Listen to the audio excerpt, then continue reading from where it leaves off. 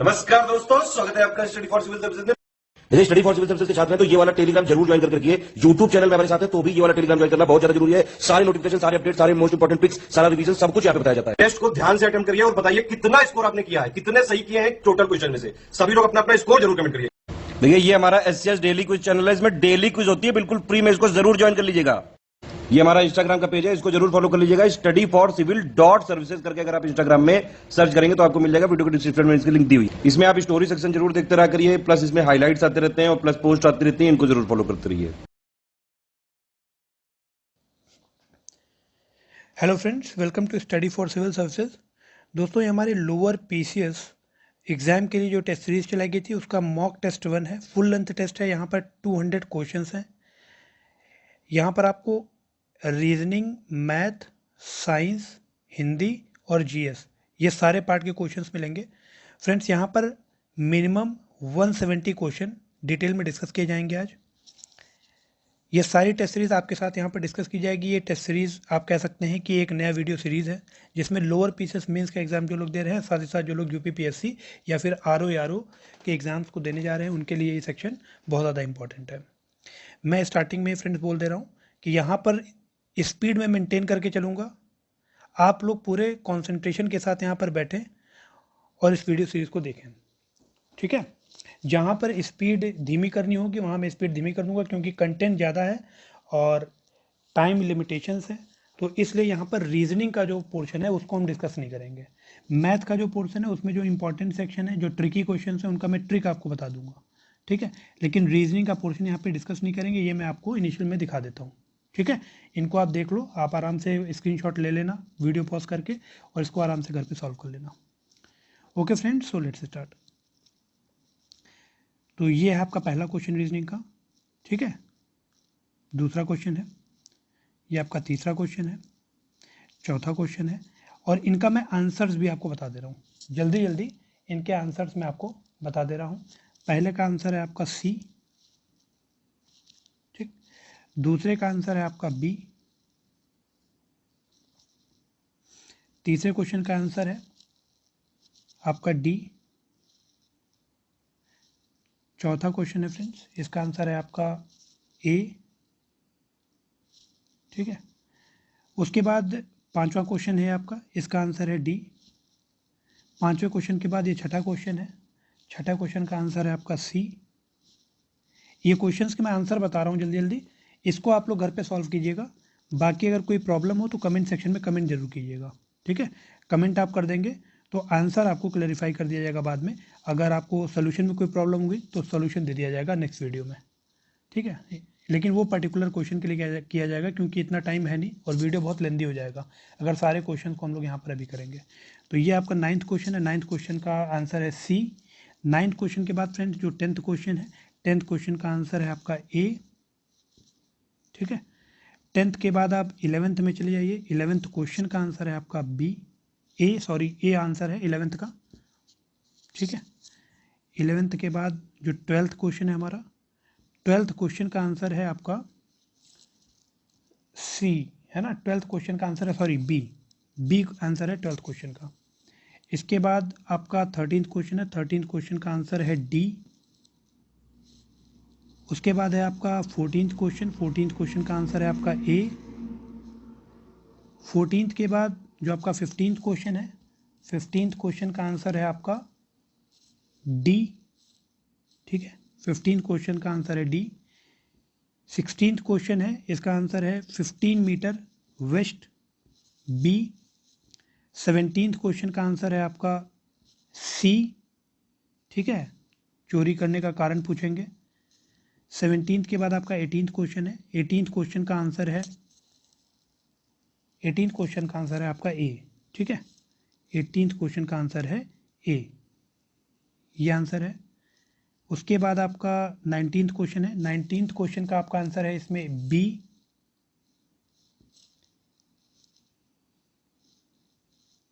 20th question है यहाँ पर फ्रेंड्स, 20th क्वेश्चन का आंसर है आपका डी। 20th के बाद 21 पे आप आ जाइए, 21 का आंसर है आपका सी, ठीक है। 21 का आंसर है सी फॉर कैट। 22 का आंसर है फ्रेंड्स सी। 23 का आंसर है आपका बी। 23rd क्वेश्चन का आंसर है बी। 24th क्वेश्चन जो है आपका फ्रेंड्स, 24th क्वेश्चन का आंसर है सी। ठीक है, 24 के बाद 25 पे आ जाएंगे। 25 का आंसर है हमारा सी।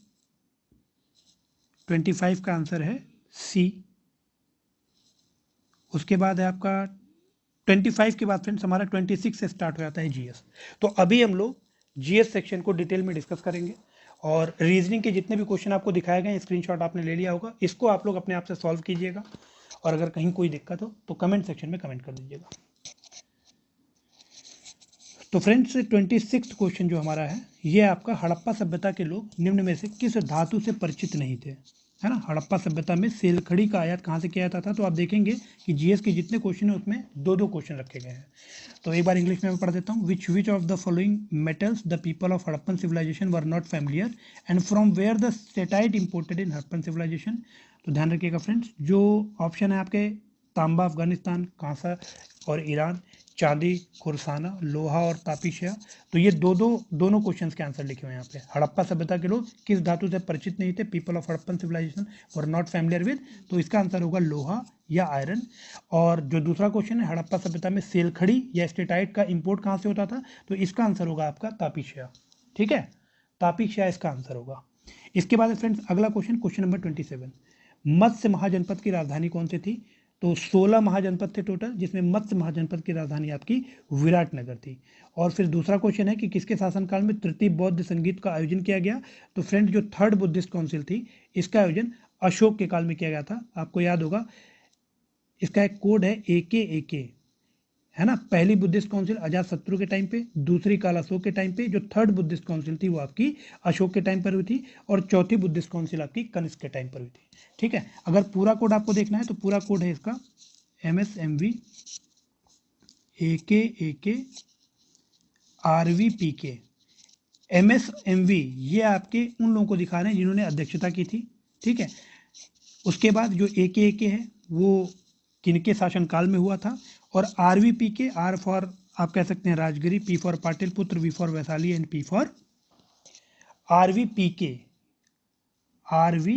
सॉरी, एक बार फिर से कोड लिख दे रहा हूँ, जगह का कोड है RVPK, राजगिरी, वैशाली, पाटलिपुत्र और कुंडलग्राम, कश्मीर। ठीक है, तो ये जगहों का है, इन जगहों पर ये चारों बुद्धिस्ट काउंसिल आयोजित किए गए थे। उसके बाद फ्रेंड्स जो 16 महाजनपद थे, उनमें जो सबसे ज़्यादा इंपॉर्टेंट था और जो सबसे ज़्यादा प्रभावशाली था वो कौन सा था, वो था आपका मगध। जो मगध थी उसकी कैपिटल थी राजगिरी या गिरिवराज भी से कहा जाता था। ठीक है, अंग जो प्रदेश था उसकी राजधानी थी चंपा, काशी की राजधानी काशी थी, वत्स जो प्रदेश था उसकी राजधानी थी कौशाम्बी, कोसला जो जनपद था महाजनपद उसकी राजधानी थी श्रावस्ती। ठीक है, और सौरसेना एक और महाजनपद था उसकी राजधानी थी मथुरा। पांचाल की दो राजधानी थी, याद रखिएगा, एक उत्तरी पांचाल थी जिसको अहिछत्र कहा जाता था राजधानी, और जो दक्षिणी पांचाल था उसकी राजधानी थी कामपल्ले। तो उत्तरी पांचाल की अहिछत्र और दक्षिणी पांचाल की कामपल्ले। और फिर जो क्वेश्चन था हमारा मध्य प्रदेश, इसकी राजधानी थी आपकी विराटनगर। ठीक है, तो ये कुछ इंपॉर्टेंट 16 महाजनपदों में कुछ इंपॉर्टेंट थे जो एग्जाम में लगातार पूछे जाते हैं। इसको आप लोग याद रखिएगा कि जो पांचाल थी उसकी उत्तरी राजधानी थी अहिछत्र और दक्षिणी राजधानी थी कामपल्ले। ठीक है, अगला क्वेश्चन है आपका क्वेश्चन नंबर 28। निम्न में से किस राजा को उसके शासनकाल में मंदिर निर्माण संबंधी गतिविधियों के लिए जाना जाता है। Which of the following king is widely known for his prolific temple building activities, है ना। किसने अपने शासनकाल में सबसे ज़्यादा टेम्पल्स बनवाए थे। तो फ्रेंड्स राजा का नाम था आपका विजयादित्य। ठीक है, विजयादित्य एक चालुक्य रूलर था, ध्यान रखिएगा, चालुक्य डायनेस्टी का रूलर था विजयादित्य। ठीक है, और पूछा जाए कि चालुक्य वंश की संस्थापना किसने की थी, फाउंडर ऑफ चालुक्य डायनेस्टी, तो ये आपका था पुलकेशिन प्रथम। ठीक है, चालुक्य डायनेस्टी जिसका रूलर है विजयादित्य, जो कि टेम्पल निर्माण के लिए या मंदिर निर्माण के लिए जाना जाता है, उस चालुक्य डायनेस्टी की स्थापना किसने की, पुलकेशिन प्रथम ने, है ना। और पुलकेशिन प्रथम के बाद कीर्तिवर्मन प्रथम आया, है ना। इसी के आप कह सकते हैं टाइमलाइन में पुलकेशिन द्वितीय आया, और उसी के शासनकाल में हुएन संग आया था। हुएन संग जिसको हम लोग जानते हैं चाइनीज ट्रेवलर, पुलकेशिन द्वितीय के शासनकाल में। स्थापना किसने की थी चालुक्य की? पुलकेशिन प्रथम ने। और अगर पूछा जाए चालुक्य डायनेस्टी का प्रथम रूलर कौन था, तो जो चालुक्य डायनेस्टी थी उसका प्रथम रूलर था जयासिम्हा। जयासिम्हा नाम याद रखिएगा, जयासिम्हा ये फर्स्ट रूलर था, लेकिन संस्थापक इसको नहीं माना जाता है, संस्थापक माना जाता है पुलकेशिन प्रथम को चालुक्य का। ठीक है, और जो आपका विजयादित्य ये भी चालुक्य रूलर था। उसके बाद फ्रेंड सेकंड क्वेश्चन है, निम्न में से किस शासक ने वातापी कोंडा की उपाधि धारण की, है ना? Which of the following rulers had adopted the title of Vatapi Konda. तो फ्रेंड जो वातापी कोंडा की उपाधि थी ये भी आपकी चालुक्य रूलर पल्लव रूलर था, ये आपका था नरसिंह वर्मन, है ना? जो पल्लव किंग था नरसिंह वर्मन, उसने वातापी की उपाधि धारण की थी, ध्यान रखिएगा। ठीक है, नरसिंह वर्मन ये पल्लव किंग था। और फ्रेंड्स एक और इंपॉर्टेंट बात इसी के बात में है, ये मतलब इसी के बारे में है कि जो हुएनसंग की हम लोगों ने बात की थी ना, पुलकेशिन द्वितीय, जो चालुक्य किंग पुलकेशिन द्वितीय के टाइम पे आया था, वही हुएनसंग नरसिंह वर्मन के कोर्ट में भी गया था, ध्यान रखिएगा, है ना? कांचीपुरम में विजिट किया था इसने, इनकी कैपिटल थी कांचीपुरम, जो आपके पल्लव किंग नरसिंह वर्मन थे। और इन्हीं के नाम पर इनको महामल्ला भी कहा जाता था, ध्यान रखिएगा, महामल्ला, जिसको हम लोग किस नाम से जानते हैं? महामल्लापुरम एक जगह है, ममल्लापुरम एक्चुअली कहा जाता है, ममल्लापुरम। तो ममल्लापुरम या इसी को महाबलीपुरम भी कहा जाता है, महाबलीपुरम। तो कोई जल्दी से बताएगा किस स्टेट में है? कमेंट सेक्शन में आप में से कोई एक कमेंट कीजिए कि महाबलीपुरम किस स्टेट में स्थित है, जल्दी से कमेंट कीजिए। तो फ्रेंड्स आई होप इतनी इन्फॉर्मेशन सफिशिएंट है। इसके बाद फ्रेंड्स अगला क्वेश्चन है खजुराहो के टेम्पल्स के बारे में। तो खजुराहो के मंदिरों का निर्माण या खजुराहो के प्रसिद्ध मंदिर लक्ष्मण मंदिर की स्थापना किसने की थी? लक्ष्मण मंदिर आपका खजुराहो का ही, खजुराहो की जो टेम्पल्स हैं उनमें ही एक प्रसिद्ध टेम्पल लक्ष्मण मंदिर या लक्ष्मण टेम्पल, उसकी स्थापना किसने की थी? तो फ्रेंड्स का आंसर होगा यशोवर्मन, है ना? यशोवर्मन ने खजुराहो के प्रसिद्ध लक्ष्मण टेम्पल की नींव रखी थी या उसकी स्थापना की थी। उसके बाद फ्रेंड्स अगला क्वेश्चन है कि कंदरिया महादेव का टेम्पल किसने बनवाया था? तो खजुराहो में ही कंदरिया महादेव का टेम्पल है, ये आपका विद्याधर ने बनवाया था। तो ये चंदेल रूलर थे, ध्यान रखिएगा दोनों लोग, ये दोनों लोग यशोवर्मन या विद्याधर ये चंदेल रूलर थे। ठीक है, क्योंकि जो खजुराहो के टेम्पल्स हैं, खजुराहो के मंदिर, ये आपके किन्होंने बनवाए थे? ये आपके चंदेलों ने बनवाए थे। ठीक है, जिसमें जो लक्ष्मण टेम्पल है ये किसने बनवाया था? लक्ष्मण टेम्पल आपका बनवाया था यशोवर्मन ने। और जो आपका फेमस कंदरिया महादेव का टेम्पल है ये किसने बनवाया था? तो फेमस कंदरिया महादेव का टेम्पल बनवाया था आपका विद्याधर ने। और ये दोनों लोग ही चंदेल रूलर थे। ठीक है, अगला क्वेश्चन है फ्रेंड्स क्वेश्चन नंबर 30। जॉब चारनाक ने कलकत्ता शहर की स्थापना कब की थी? तो बहुत ही फैक्चुअल क्वेश्चन है। जॉब चारनाक ने कलकत्ता शहर की स्थापना 1690 में की थी। ठीक है, उसके बाद फ्रांसीसी ईस्ट इंडिया कंपनी की स्थापना कब की गई? तो ये आपकी 1664 ईस्वी में की गई। जो यूरोपियन कंपनीज थी उनके आने का ट्रेंड पूछा जाता है, क्रम पूछा जाता है। तो Portuguese, Dutch, British, Danish, French, ये आपका क्रम है। Portuguese, Dutch, British, Danish, French, जिसमें फ्रेंच ईस्ट इंडिया कंपनी सबसे बाद में आई थी भारत में। उसके बाद फ्रेंड्स अगला क्वेश्चन है हमारा, पांडिचेरी का प्रथम फ्रांसीसी गवर्नर कौन था? पांडिचेरी का प्रथम फ्रांसीसी गवर्नर कौन था? तो इसका आंसर होगा friends Franco Martin. Franco Martin आपका पांडिचेरी का प्रथम फ्रांसीसी गवर्नर था। और पूछा जा रहा है मद्रास का प्रसिद्ध अंग्रेज संस्थापक कौन था? तो मद्रास का प्रसिद्ध अंग्रेज संस्थापक था आपका फ्रांसिस डे। ठीक है, फ्रांसिस डे आपका मद्रास का प्रसिद्ध अंग्रेज संस्थापक था और इसने मद्रास की जो स्थापना की थी, जिसको अब हम चेन्नई के नाम से जानते हैं, उसमें इसका सहायता एक और व्यक्ति ने किया था, वो थे एंड्रयू कोगन।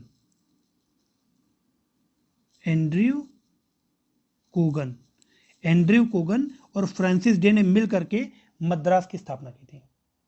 ठीक है, तो फ्रेंड्स इसका जो आंसर होगा वो होगा सी। इसके बाद फ्रेंड्स अगला क्वेश्चन है क्वेश्चन नंबर 32। नवयुग और फ्री हिंदुस्तान समाचार पत्रों के संपादक का नाम बताइए। तो इसका आंसर होगा मुजफ्फर अहमद और तारकनाथ दास। जो नवयुग था वो किसका था? ये था मुजफ्फर अहमद का। और जो तारकनाथ दास थे उनका पत्र था फ्री हिंदुस्तान, ध्यान रखिएगा। उसके बाद फ्रेंड्स अगला क्वेश्चन है क्वेश्चन नंबर 33। बटलर आयोग और विटले आयोग का गठन कब कब किया गया?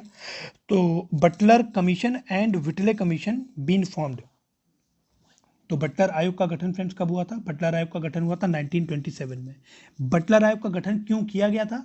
तो बटलर आयोग का गठन किया गया था बेसिकली जो आपके ब्रिटिश इंपीरियल इंडिया है, या आप कह सकते हैं इंपीरियल ब्रिटिश गवर्नमेंट और जो आपके प्रिंसली स्टेट्स हैं उनके बीच में रिलेशनशिप को मेजर करने के लिए या फाइंड आउट करने के लिए हरकोर्ट बटलर के नेतृत्व में ये बटलर कमेटी बैठाई गई थी 1927 में। ठीक है, और इन लोगों ने 16 प्रोविंसेस में विजिट किया और मतलब ये जो रिलेशनशिप है एक दूसरे के बीच में, जो इंपीरियल स्टेट है या फिर जो आपका ब्रिटिश ईस्ट इंडिया कंपनी या प्रिंसली स्टेट्स हैं उनके बीच की रिलेशनशिप को फाइंड आउट किया गया और इन्होंने ब्रिटेन में जाकर के पार्लियामेंट को ये चीज़ बताई। ठीक है, उसके बाद फ्रेंड्स व्हिटले कमीशन का गठन कब किया गया था? तो व्हिटले कमीशन का गठन 1929 में किया गया था। हरमन व्हिटले है ना, हेनरी व्हिटले नाम था और यही इसके अध्यक्ष थे, इसलिए इन्हीं के नाम पर इसका आयोग का नाम था व्हिटले कमीशन। 1929 में इसका गठन किया गया था कि जो इंडिया में प्लांटेशंस हैं है ना, उनकी कंडीशंस को रिव्यू किया जाए। इंडिया में जो प्लांटेशंस हैं उनकी कंडीशंस को रिव्यू करने के लिए व्हिटले आयोग का गठन किया गया था 1929 में। अगला तो इसका सही जवाब क्या हो जाएगा फ्रेंड्स? D 1927 and 1929।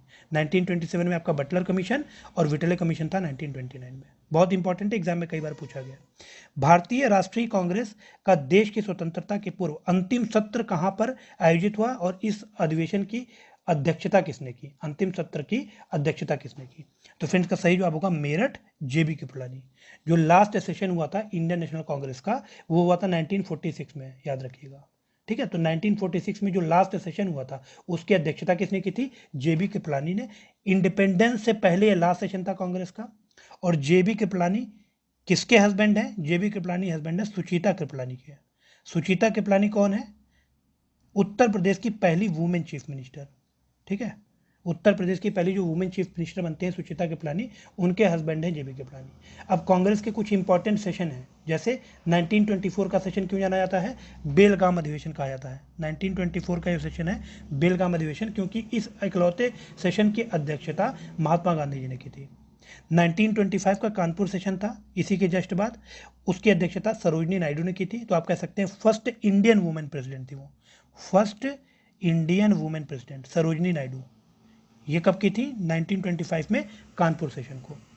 ठीक है, उसके बाद अगर पूछा जाए कि फर्स्ट मुस्लिम प्रेसिडेंट कौन था, तो फर्स्ट मुस्लिम प्रेसिडेंट थे आपके जब आपका 1885 में बना था ये जो मतलब कांग्रेस का जब गठन हुआ 1885 में, तो उसके बाद जो तीसरा सेशन हुआ 1887 में उसकी अध्यक्षता की थी बदरुद्दीन तैयब जी ने, है ना। तो ये थर्ड सेशन था और ये कहाँ पर हुआ था? मद्रास में हुआ था। तो थर्ड सेशन की अध्यक्षता पहले मुस्लिम प्रेसिडेंट ने की थी, बदरुद्दीन तैयब जी ने। और अगर पूछा जाए कि फर्स्ट इंग्लिश प्रेसिडेंट कौन था, तो इसी के जस्ट बाद जो फोर्थ सेशन हुआ था, फोर्थ सेशन आपका कब हुआ था? 1888 में। कहाँ पर हुआ था? इलाहाबाद, है ना। तो इसकी अध्यक्षता की थी जॉर्ज यूले ने। तो George Yule first English president थे, बदरुद्दीन तैयब जी फर्स्ट आप कह सकते हैं मुस्लिम प्रेसिडेंट थे। और उसके बाद जो आपके बेलग्राम अधिवेशन हुआ था उसकी अध्यक्षता महात्मा गांधी जी ने की थी। एकमात्र कांग्रेस का सेशन था जिसकी अध्यक्षता महात्मा गांधी जी ने की थी। पहला सेशन आपका बॉम्बे में हुआ था, किसकी प्रेसिडेंटशिप में? WC बनर्जी, उमेश चंद्र बनर्जी। ठीक है, और इसी में इंडियन नेशनल कांग्रेस का गठन हुआ था। फिर आगे जैसे जैसे आएंगे सेशंस वैसे वैसे हम लोग उसको डिस्कस करते जाएंगे। ठीक है, उसके बाद फ्रेंड्स अगला क्वेश्चन है क्वेश्चन नंबर 35। क्वेश्चन नंबर 35 में है पहला कि सेवा समिति की स्थापना कब की गई? When and by whom was सेवा समिति एस्टेब्लिश्ड? तो सेवा समिति की स्थापना की गई थी 1914 में इलाहाबाद में। ध्यान रखिएगा 1914 में इलाहाबाद में। ठीक है, और सेवा समिति की स्थापना किसने की थी? तो ये थे आपके हृदयनाथ कुंजरू। हृदयनाथ कुंजरू के द्वारा इलाहाबाद में सेवा समिति का गठन किया गया था। बेसिकली किस लिए ये किया गया था सेवा समिति का गठन? कि ये जो क्लाइमेटीज होती हैं, नेचुरल डिजास्टर्स होते हैं, है ना, जैसे कि फ्लड आ गया कहीं पर डिजीज फैला है कोई, तो उस टाइम पर लोगों की मदद करना और सेवा करना, है ना, उसके लिए बनाया गया था हृदयनाथ कुंजरू के द्वारा इलाहाबाद में। उसके बाद जो आपके नारायण मल्हार जोशी हैं, इन्होंने 1911 में सोशल सर्विस लीग बनाया था। ध्यान रखिएगा, जो नारायण मल्हार जोशी, इनके बारे में खास बात एक क्या है कि ये सर्वेंट्स ऑफ इंडिया सोसाइटी के मेंबर थे। सर्वेंट्स ऑफ इंडिया सोसाइटी का गठन किसने किया है? सर्वेंट्स ऑफ इंडिया सोसाइटी का गठन गोपाल कृष्ण गोखले के द्वारा किया जाता है 1905 में। 1905 में सर्वेंट्स ऑफ इंडिया सोसाइटी का गठन गोपाल कृष्ण गोखले के द्वारा किया था। उसी के मेंबर है नारायण मल्हार जोशी। और 1911 में जब दिल्ली दरबार आयोजित किया जाता है उस टाइम पर ये सोशल सर्विस लीग बनाते हैं, है ना। अगला क्वेश्चन है friends, question number 36, vernacular press अधिनियम कब पारित किया गया था? तो ये आपका, और दूसरा क्वेश्चन है रेलवे बोर्ड की स्थापना कब की गई थी? तो वर्नाकुलर प्रेस एक्ट आपका 1878 में लिट्टन के द्वारा पारित किया गया, और जो रेलवे बोर्ड था वो आपका 1905 में लॉर्ड कर्जन के द्वारा बनाया गया, ठीक है, स्थापित किया गया। अब ये जो वर्नाकुलर प्रेस अधिनियम था, इसमें क्या चीज़ था कि भाई जो वर्नाकुलर प्रेस है, वर्नाकुलर का मतलब होता है इंडियन क्लासिकल लैंग्वेज में जो प्रेस है, जो इंडियन लैंग्वेजेस में प्रेस है ना, अदर देन इंग्लिश। वर्नाकुलर क्या है? Other than English. जैसे इंडियन क्लासिकल लैंग्वेज आपकी संस्कृत हो गई, अरेबिक हो गई, हिंदी हो गई, तो ये जो वर्नाकुलर लैंग्वेज है इनमें जो प्रेस है इनको रेगुलेट करना ब्रिटिश गवर्नमेंट के द्वारा, क्योंकि इन्हीं प्रेस में आप कह सकते हैं ब्रिटिश गवर्नमेंट को क्रिटिसाइज किया जाता था। तो वो कहते थे कि आप गवर्नमेंट को क्रिटिसाइज नहीं कर सकते, और इसके लिए बहुत ज़्यादा हैवी पनिशमेंट इंट्रोड्यूस किया गया। और ये एक डिस्क्रिमिनेटरी एक्ट था लिट्टन का, इंडियन प्रेस और इंग्लिश प्रेस के बीच में। जो यूरोपियन प्रेस थे उनके ऊपर ऐसा कोई रिस्ट्रिक्शन नहीं था, है ना, लेकिन जो इंडियन प्रेस थे उसके लिए बेसिकली ये वर्नाकुलर प्रेस एक्ट लाया गया था। तो इसका सबसे भीषण प्रभाव कहाँ पर दिखता है? तो शिशिर कुमार घोष की अमृत बाजार पत्रिका, है ना, रातों रात ये अमृत बाजार पत्रिका को इंग्लिश में कन्वर्ट कर देते हैं। पहले इंग्लिश में लैंग्वेज में नहीं होती है ना, बंगाली में होती है। बंगाली से रातों रात इसको अंग्रेजी में कन्वर्ट कर दिया जाता है। क्यों? क्योंकि मैंने अभी बताया कि ये जो वर्नाकुलर प्रेस एक्ट है वो केवल वर्नाकुलर लैंग्वेज में जो प्रेस है उनके लिए है। तो ये अब इंग्लिश में कन्वर्ट कर देते हैं तो वर्नाकुलर रह ही नहीं जाता है। तो इसलिए इसका भीषण प्रभाव शिशिर कुमार घोष की अमृत बाजार पत्रिका पर पड़ता है। अगला क्वेश्चन है question number 37, hints for self culture. Hints for self culture. और अगला एक और बुक इसी में लिखी हुई है, अ नेशन इन मेकिंग।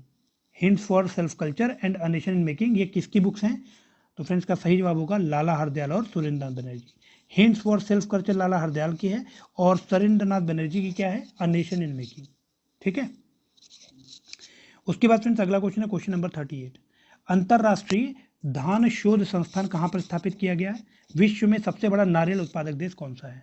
तो फ्रेंड्स अंतरराष्ट्रीय धान शोध संस्थान या फिर इंटरनेशनल राइस रिसर्च इंस्टीट्यूट, ये आपका कहाँ पर स्टेब्लिश किया गया है? ये आपका फिलीपींस में स्टेब्लिश किया गया है, ठीक है, इंटरनेशनल राइस रिसर्च इंस्टीट्यूट। अब एक और इंपॉर्टेंट चीज इसमें है कि जो इंटरनेशनल राइस रिसर्च इंस्टीट्यूट है इसका साउथ एशिया रीजनल सेंटर कहाँ पर है? तो ये आपका उत्तर प्रदेश में है, वाराणसी में, ध्यान रखिएगा, है ना, वाराणसी उत्तर प्रदेश में जो इंटरनेशनल राइस रिसर्च इंस्टीट्यूट है उसका साउथ एशिया रीजनल सेंटर बनाया गया है। ये एक इंटरनेशनल सेंटर है IRRI का, ठीक है। और इंडियन राइस रिसर्च इंस्टीट्यूट कहाँ पर है? तो ये आपका हैदराबाद में है।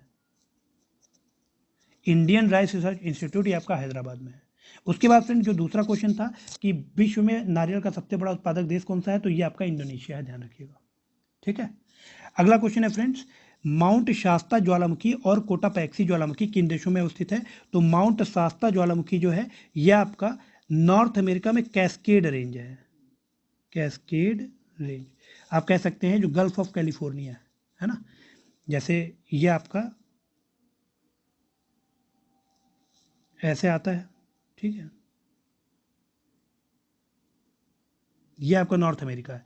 तो यहां पर कैस्केड रेंज है, कैस्केड रेंज का आप कह सकते हैं one of the highest peak है ये माउंट शास्ता, ठीक है, ये एक ज्वालामुखी वोल्केनो है। उसी तरह अगर कोटापैक्सी की बात करें तो कोटापैक्सी आपका इक्वाडोर में है, इक्वाडोर में है, और ये इक्वाडोर आपका साउथ अमेरिकन कंट्री है, ध्यान रखिएगा, ठीक है। तो इसका सही जवाब हो जाएगा ए, संयुक्त राज्य अमेरिका या इक्वाडोर, है ना। तो जो माउंट शास्ता है ये आपका यूएसए में है, कैलिफोर्निया में, और जो आपका कोटापैक्सी है ये आपका इक्वाडोर में है, ठीक है। अगला क्वेश्चन है क्वेश्चन नंबर 40, टकलामकान डिजर्ट और गोबी dessert.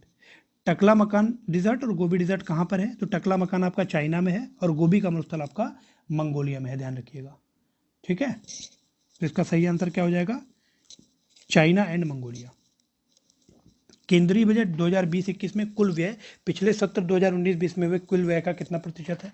Total expenditure in the union budget 2021 is the what percent of total expenditure in the previous session of 2019 to 20? तो फ्रेंड्स का सही जवाब होगा 12.7%। मेंशन था न्यूज़ में इसलिए मैंने आपको यहाँ बताया है और इसीलिए यहाँ इस टेस्ट सीरीज में इंक्लूड किया गया है, तो इसको आप लोग याद रखिएगा। ऐशबाग स्टेडियम और बेबर्न स्टेडियम कहाँ पर है? Aishbagh stadium and Brabourne stadium is located where? तो ये आपका ऐशबाग स्टेडियम भोपाल में है और बेबर्न स्टेडियम आपका मुंबई में है। ठीक है, अगला क्वेश्चन है जवाहरलाल नेहरू कृषि विश्वविद्यालय और इंदिरा गांधी कृषि विश्वविद्यालय कहाँ पर है? तो जवाहरलाल नेहरू कृषि विश्वविद्यालय आपका जबलपुर में है। ठीक है, और जो इंदिरा गांधी कृषि विश्वविद्यालय है ये आपका रायपुर में है। जबलपुर मध्य प्रदेश में है, रायपुर छत्तीसगढ़ की कैपिटल सिटी है, ध्यान रखिएगा। ठीक है, अगला क्वेश्चन है फ्रेंड्स, क्वेश्चन नंबर 44। निम्नलिखित में से किस बंदरगाह में एलएनजी टर्मिनल नहीं है? है ना, किस बंदरगाह में एलएनजी मतलब लिक्विफाइड नेचुरल गैस। तो फ्रेंड ध्यान रखिएगा, जो नेचुरल गैस है इसको क्लीनेस्ट गैस की उपाधि दी गई है। ठीक है, क्लीनेस्ट फॉसिल फ्यूल आप कह सकते हैं। जो नेचुरल गैस होता है ये आपका क्लीनेस्ट फॉसिल फ्यूल होता है। इसीलिए गवर्नमेंट ऑफ इंडिया का एक टारगेट भी है। गवर्नमेंट ऑफ इंडिया ने डिसाइड किया है कि 2030 तक जो इंडिया का टोटल एनर्जी कंजम्पशन है, इंडिया का जो टोटल एनर्जी कंजम्पशन है ना, उसका 6% अभी नेचुरल गैस है। तो इस 6% को बढ़ा करके हमें 15% तक करना है। कब तक? 2030 तक। तो ये करंट के बात है, इसको भी आप लोग याद रखिएगा। ठीक है, कि जो इंडिया का टोटल एनर्जी कंजम्पशन है उसमें जो नेचुरल गैस का पोर्शन है उसको 6% से बढ़ा करके 15% तक करना है 2030 तक। और इसीलिए बहुत सारे एलएनजी टर्मिनल्स डेवलप किए गए हैं और आगे भी प्रपोज्ड है। तो याद रखिएगा फ्रेंड्स कि जो आपका दहेज है ना, दहेज हो गया, दाभोल हो गया, दहेज हो गया और कोच्चि हो गया, इन सब बंदरगाहों पर एलएनजी टर्मिनल्स हैं, लिक्विफाइड नेचुरल गैस के पाइपलाइंस हैं। लेकिन जो हल्दिया पोर्ट है यहाँ पर आपका एलएनजी टर्मिनल नहीं है, ध्यान रखिएगा। ठीक है, तो यहाँ पर यही पूछा गया था कि किसमें नहीं है एलएनजी टर्मिनल। तो कहाँ कहाँ पर है? तो टोटल 6 जगह पहले आप याद कर लो, दहेज, दहेज, हजीरा, दाभोल, कोच्चि, इन्नानूर। ठीक है, दहेज, हजीरा, दाभोल, कोच्चि, इन्नानूर। मुंड्रा में कंस्ट्रक्शन हो रहा था, कंप्लीट हो चुका है जस्ट अभी। ठीक है, एग्जिस्टिंग कितने हैं? ये इतने हैं, टोटल 5। और यहाँ पर मुंद्रा में कंस्ट्रक्शन हो रहा था, मुंड्रा, जायगढ़, धर्मा, है ना, इन सब जगहों पर हो रहा था। धमरा पोर्ट। ठीक है, तो जो दहेज पोर्ट है ये कहाँ पर है? दहेज पोर्ट आपका गुजरात में है और जो धामरा पोर्ट है ये आपका उड़ीसा में है, ध्यान रखिएगा, बहुत इंपॉर्टेंट है ये भी। ठीक है, एक आपका ईस्ट कोस्ट पे, एक आपका वेस्ट कोस्ट पे। तो इसका सही जवाब क्या होगा फ्रेंड्स? बी, हल्दिया। अब दूसरा क्वेश्चन है देश का सबसे बड़ा बंदरगाह, तो वो आपका मुंबई जो आपका पोर्ट है, चाहे आप कह लीजिए नंबर ऑफ मतलब लार्ज साइज, बाय साइज भी लार्जेस्ट है और शिपिंग ट्रैफिक भी, अगर नंबर ऑफ शिपिंग ट्रैफिक के अकॉर्डिंग देखेंगे तो भी ये लार्जेस्ट है। तो इसका सही आंसर हो जाएगा बी। ठीक है, अगला क्वेश्चन है क्वेश्चन नंबर 45। भारत का प्रमुख हीरा उत्पादक राज्य कौन सा है? तो आप सभी को पता है पन्ना, है ना। जो पन्ना है वहाँ पर सबसे ज़्यादा हीरा डायमंड माइंस हैं, तो पन्ना मध्य प्रदेश में है। और हाल ही में ये न्यूज़ में भी था क्योंकि मध्य प्रदेश में ही जो छतरपुर डिस्ट्रिक्ट है ना, मध्य प्रदेश में ही जो छतरपुर डिस्ट्रिक्ट है, अभी वहाँ हाल ही में एक फॉरेस्ट रिजर्व है जिसको हम लोग बुक्सवाहा के नाम से जानते हैं। बुक्सवाहा जो फॉरेस्ट रिजर्व है वहाँ पर जो डायमंड माइन है उनको डेवलप करने की बात की जा रही थी। तो बहुत सारे इन्वायरमेंटलिस्ट हैं जो कि इसका विरोध कर रहे थे। ठीक है, आप कह सकते हैं जो इन्वायरमेंटल एक्टिविस्ट लोग हैं। उसके बाद फ्रेंड भारत में सबसे ज़्यादा कोयले का भंडार किस राज्य में है? तो ये आपका झारखंड में है। ठीक है, अगला क्वेश्चन है क्वेश्चन नंबर 46। सुईल जल विद्युत परियोजना कहाँ पर है? सुईल जल विद्युत परियोजना आपका हिमाचल प्रदेश में है। एक्चुअली ये रावी रिवर की ट्रिब्यूटरी है सुईल रिवर, तो उसी के ऊपर ये बना है। ठीक है, रावी नदी की ट्रिब्यूटरी है सुईल रिवर। उसके बाद तीस्ता जल विद्युत परियोजना किस राज्य में है? तो तीस्ता जल विद्युत परियोजना आपका सिक्किम में है। तो इसका आंसर क्या हो जाएगा? ए, हिमाचल प्रदेश एंड सिक्किम। तीस्ता रिवर किसकी ट्रिब्यूटरी है? तीस्ता रिवर आपकी ब्रह्मपुत्रा की ट्रिब्यूटरी है। तीस्ता रिवर ब्रह्मपुत्रा की ट्रिब्यूटरी है और साथ ही साथ ये जो आपका छंगथंग ग्लेशियर है वहाँ से ओरिजिनेट होती है सिक्किम में, हिमालयास के फुटहिल से, और उसके बाद ये वेस्ट बंगाल से होती हुई कहाँ चली जाती है? बांग्लादेश, और वहाँ पर इसको पद्मा नाम से जाना जाता है। ठीक है, तो इतनी इन्फॉर्मेशन इसके बारे में थी। अगला क्वेश्चन है कि कौन सा विकल्प सही नहीं है? तो फ्रेंड्स ये जो सतलज नदी की सहायक नदी व्यास नदी, ये बिल्कुल सही है, ट्रिब्यूटरी ऑफ सतलज रिवर बीज रिवर। झेलम नदी की सहायक नदी किशन गंगा, झेलम रिवर ट्रिब्यूटरी किशन गंगा, ये भी सही है। रावी नदी की सहायक नदी चिनाब नदी, ये भी ठीक है। लेकिन जो सोन नदी की सहायक नदी बीना नदी लिखी हुई ये गलत है। क्यों? क्योंकि जो बीना रिवर है ये बेतवा की सहायक नदी है, ध्यान रखिएगा, बेतवा रिवर की। बीना आपकी बेतवा की ट्रिब्यूटरी है। बेतवा की ट्रिब्यूटरी है, और बेतवा आपकी यमुना की ट्रिब्यूटरी है, यमुना आपकी गंगा की ट्रिब्यूटरी है। ठीक उसी तरह जिस तरह सोन आपकी गंगा की ट्रिब्यूटरी है। ठीक है। अगला क्वेश्चन है फ्रेंड्स कि राज्यपाल को शपथ किसके द्वारा दिलाई जाती है, या राज्यपाल की राज्य कार्यपालिका शक्ति का उपबंध किस अनुच्छेद के अंदर सम्मिलित किया गया है। तो इसका सही जवाब होगा फ्रेंड्स सी। ठीक है। राज्यपाल को शपथ कौन दिलाता है, तो संबंधित राज्य के उच्च न्यायालय के मुख्य न्यायाधीश के द्वारा शपथ दिलाई जाती है। और जो राज्य की कार्यपालिका शक्ति है उसका उपबंध अनुच्छेद 154 के तहत किया गया है। Chief justice of concern state high court ये उनको ओथ दिलाता है, और executive power of the state of the governor ये आपका आर्टिकल 154 में मेंशन है। तो फ्रेंड्स आपका 48 क्वेश्चन का आंसर क्या हो जाएगा, सी। ठीक है। इसके बाद आगे बढ़ते हैं फ्रेंड्स। अगला क्वेश्चन है क्वेश्चन नंबर 49। भारत के संविधान के किन भागों में अधीनस्थ न्यायालय और न्याय की संघ की न्यायपालिका से संबंधित प्रावधान सम्मिलित हैं। सबऑर्डिनेट कोर्ट और यूनियन जुडिशरी किस पार्ट में मेंशन है। तो फ्रेंड्स का सही जवाब हो जाएगा भाग 6 और भाग 5, पार्ट 6 एंड पार्ट 5। जो आपका सबऑर्डिनेट कोर्ट है ये आपका पार्ट 6 में है, और जो यूनियन जुडिशरी ये आपका पार्ट 5 में मेंशन है। फैक्चुअल क्वेश्चन है तो इसको आप लोग याद कर लीजिए। राष्ट्रपति की निर्वाचन पद्धति और संसद के दोनों सदनों की संयुक्त बैठक संबंधी प्रावधान किस देश से लिए गए हैं। तो दो क्वेश्चन है यहाँ पर। From the constitution of which country have the provision of the method of election of president has been taken. और दूसरा क्वेश्चन है कि joint sitting of 2 houses of parliament has been taken. तो फ्रेंड्स पहला जो इसमें है method of election of president ये आपका लिया गया है आयरलैंड से। ठीक है। और जो दूसरा पार्ट है कि ज्वाइंट सिटिंग का जो प्रोविजन है वो आपका लिया गया है ऑस्ट्रेलिया से। ठीक है। तो फ्रेंड्स जो manner of election of president है वो किस आर्टिकल में है, आर्टिकल 55 में है। और अगर ज्वाइंट सिटिंग की बात करें तो ये आपका आर्टिकल 108 में है। ज्वाइंट सिटिंग बुलाने का अधिकार किसका है, तो ज्वाइंट सिटिंग बुलाने के लिए राइट देता है कॉन्स्टिट्यूशन प्रेसिडेंट को। ठीक है। किस केस में ज्वाइंट सिटिंग नहीं बुलाई जा सकती, तो फ्रेंड जो कॉन्स्टिट्यूशनल अमेंडमेंट होता है उस केस में ज्वाइंट सिटिंग बुलाने का कोई प्रावधान नहीं है। अगला क्वेश्चन है क्वेश्चन नंबर 51। जिला न्यायाधीशों की नियुक्ति और संघ राज्य क्षेत्रों के लिए उच्च न्यायालयों के प्रावधान किस अनुच्छेद में लिखे हुए हैं। Under which article have the provision of the appointment of district जजेस and the high court for the union territories has been given. तो फ्रेंड्स का सही जवाब होगा ऑप्शन बी। जो आपका अपॉइंटमेंट ऑफ डिस्ट्रिक्ट जज है ये आपका आर्टिकल 233 में मेंशन है, और जो हाई कोर्ट होता है यूनियन टेरिटरीज के लिए ये कहां पर मेंशन है, ये आपका आर्टिकल 241 में मेंशन है। ठीक है। आगे बढ़ते हैं फ्रेंड्स क्वेश्चन नंबर 52 में। People's party of Arunachal Pradesh and people's democratic front के आरक्षित चुनाव चिन्ह क्या है। तो people's party of Arunachal Pradesh का जो चुनाव चिन्ह है वो आपका है मक्का। ठीक है। और जो पीपल्स डेमोक्रेटिक फ्रंट है इसका जो चुनाव चिन्ह है वो है आपका मोमबत्ती। घरों में जो हम लोग मोमबत्ती जलाते हैं वो किस वैक्स की बनी होती है, तो ये साइंस के लिए इंपॉर्टेंट है, पैराफिन वैक्स, पैराफिन वैक्स की। ठीक है। और यही मोमबत्ती इनका पीपल्स डेमोक्रेटिक फ्रंट का चुनाव चिन्ह है। ये क्यों दिया गया है क्वेश्चन, क्योंकि ये हाल ही में न्यूज में था काफी। ठीक है। तो ये ऐसे क्वेश्चंस आपके जो स्टेट एग्जाम्स होते हैं उसमें पूछ ले जाते हैं।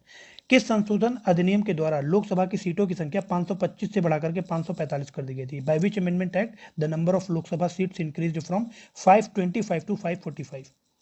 और दूसरा क्वेश्चन है कि by which amendment act Sindhi language included in the 15th included as the 15th language in the 8th schedule.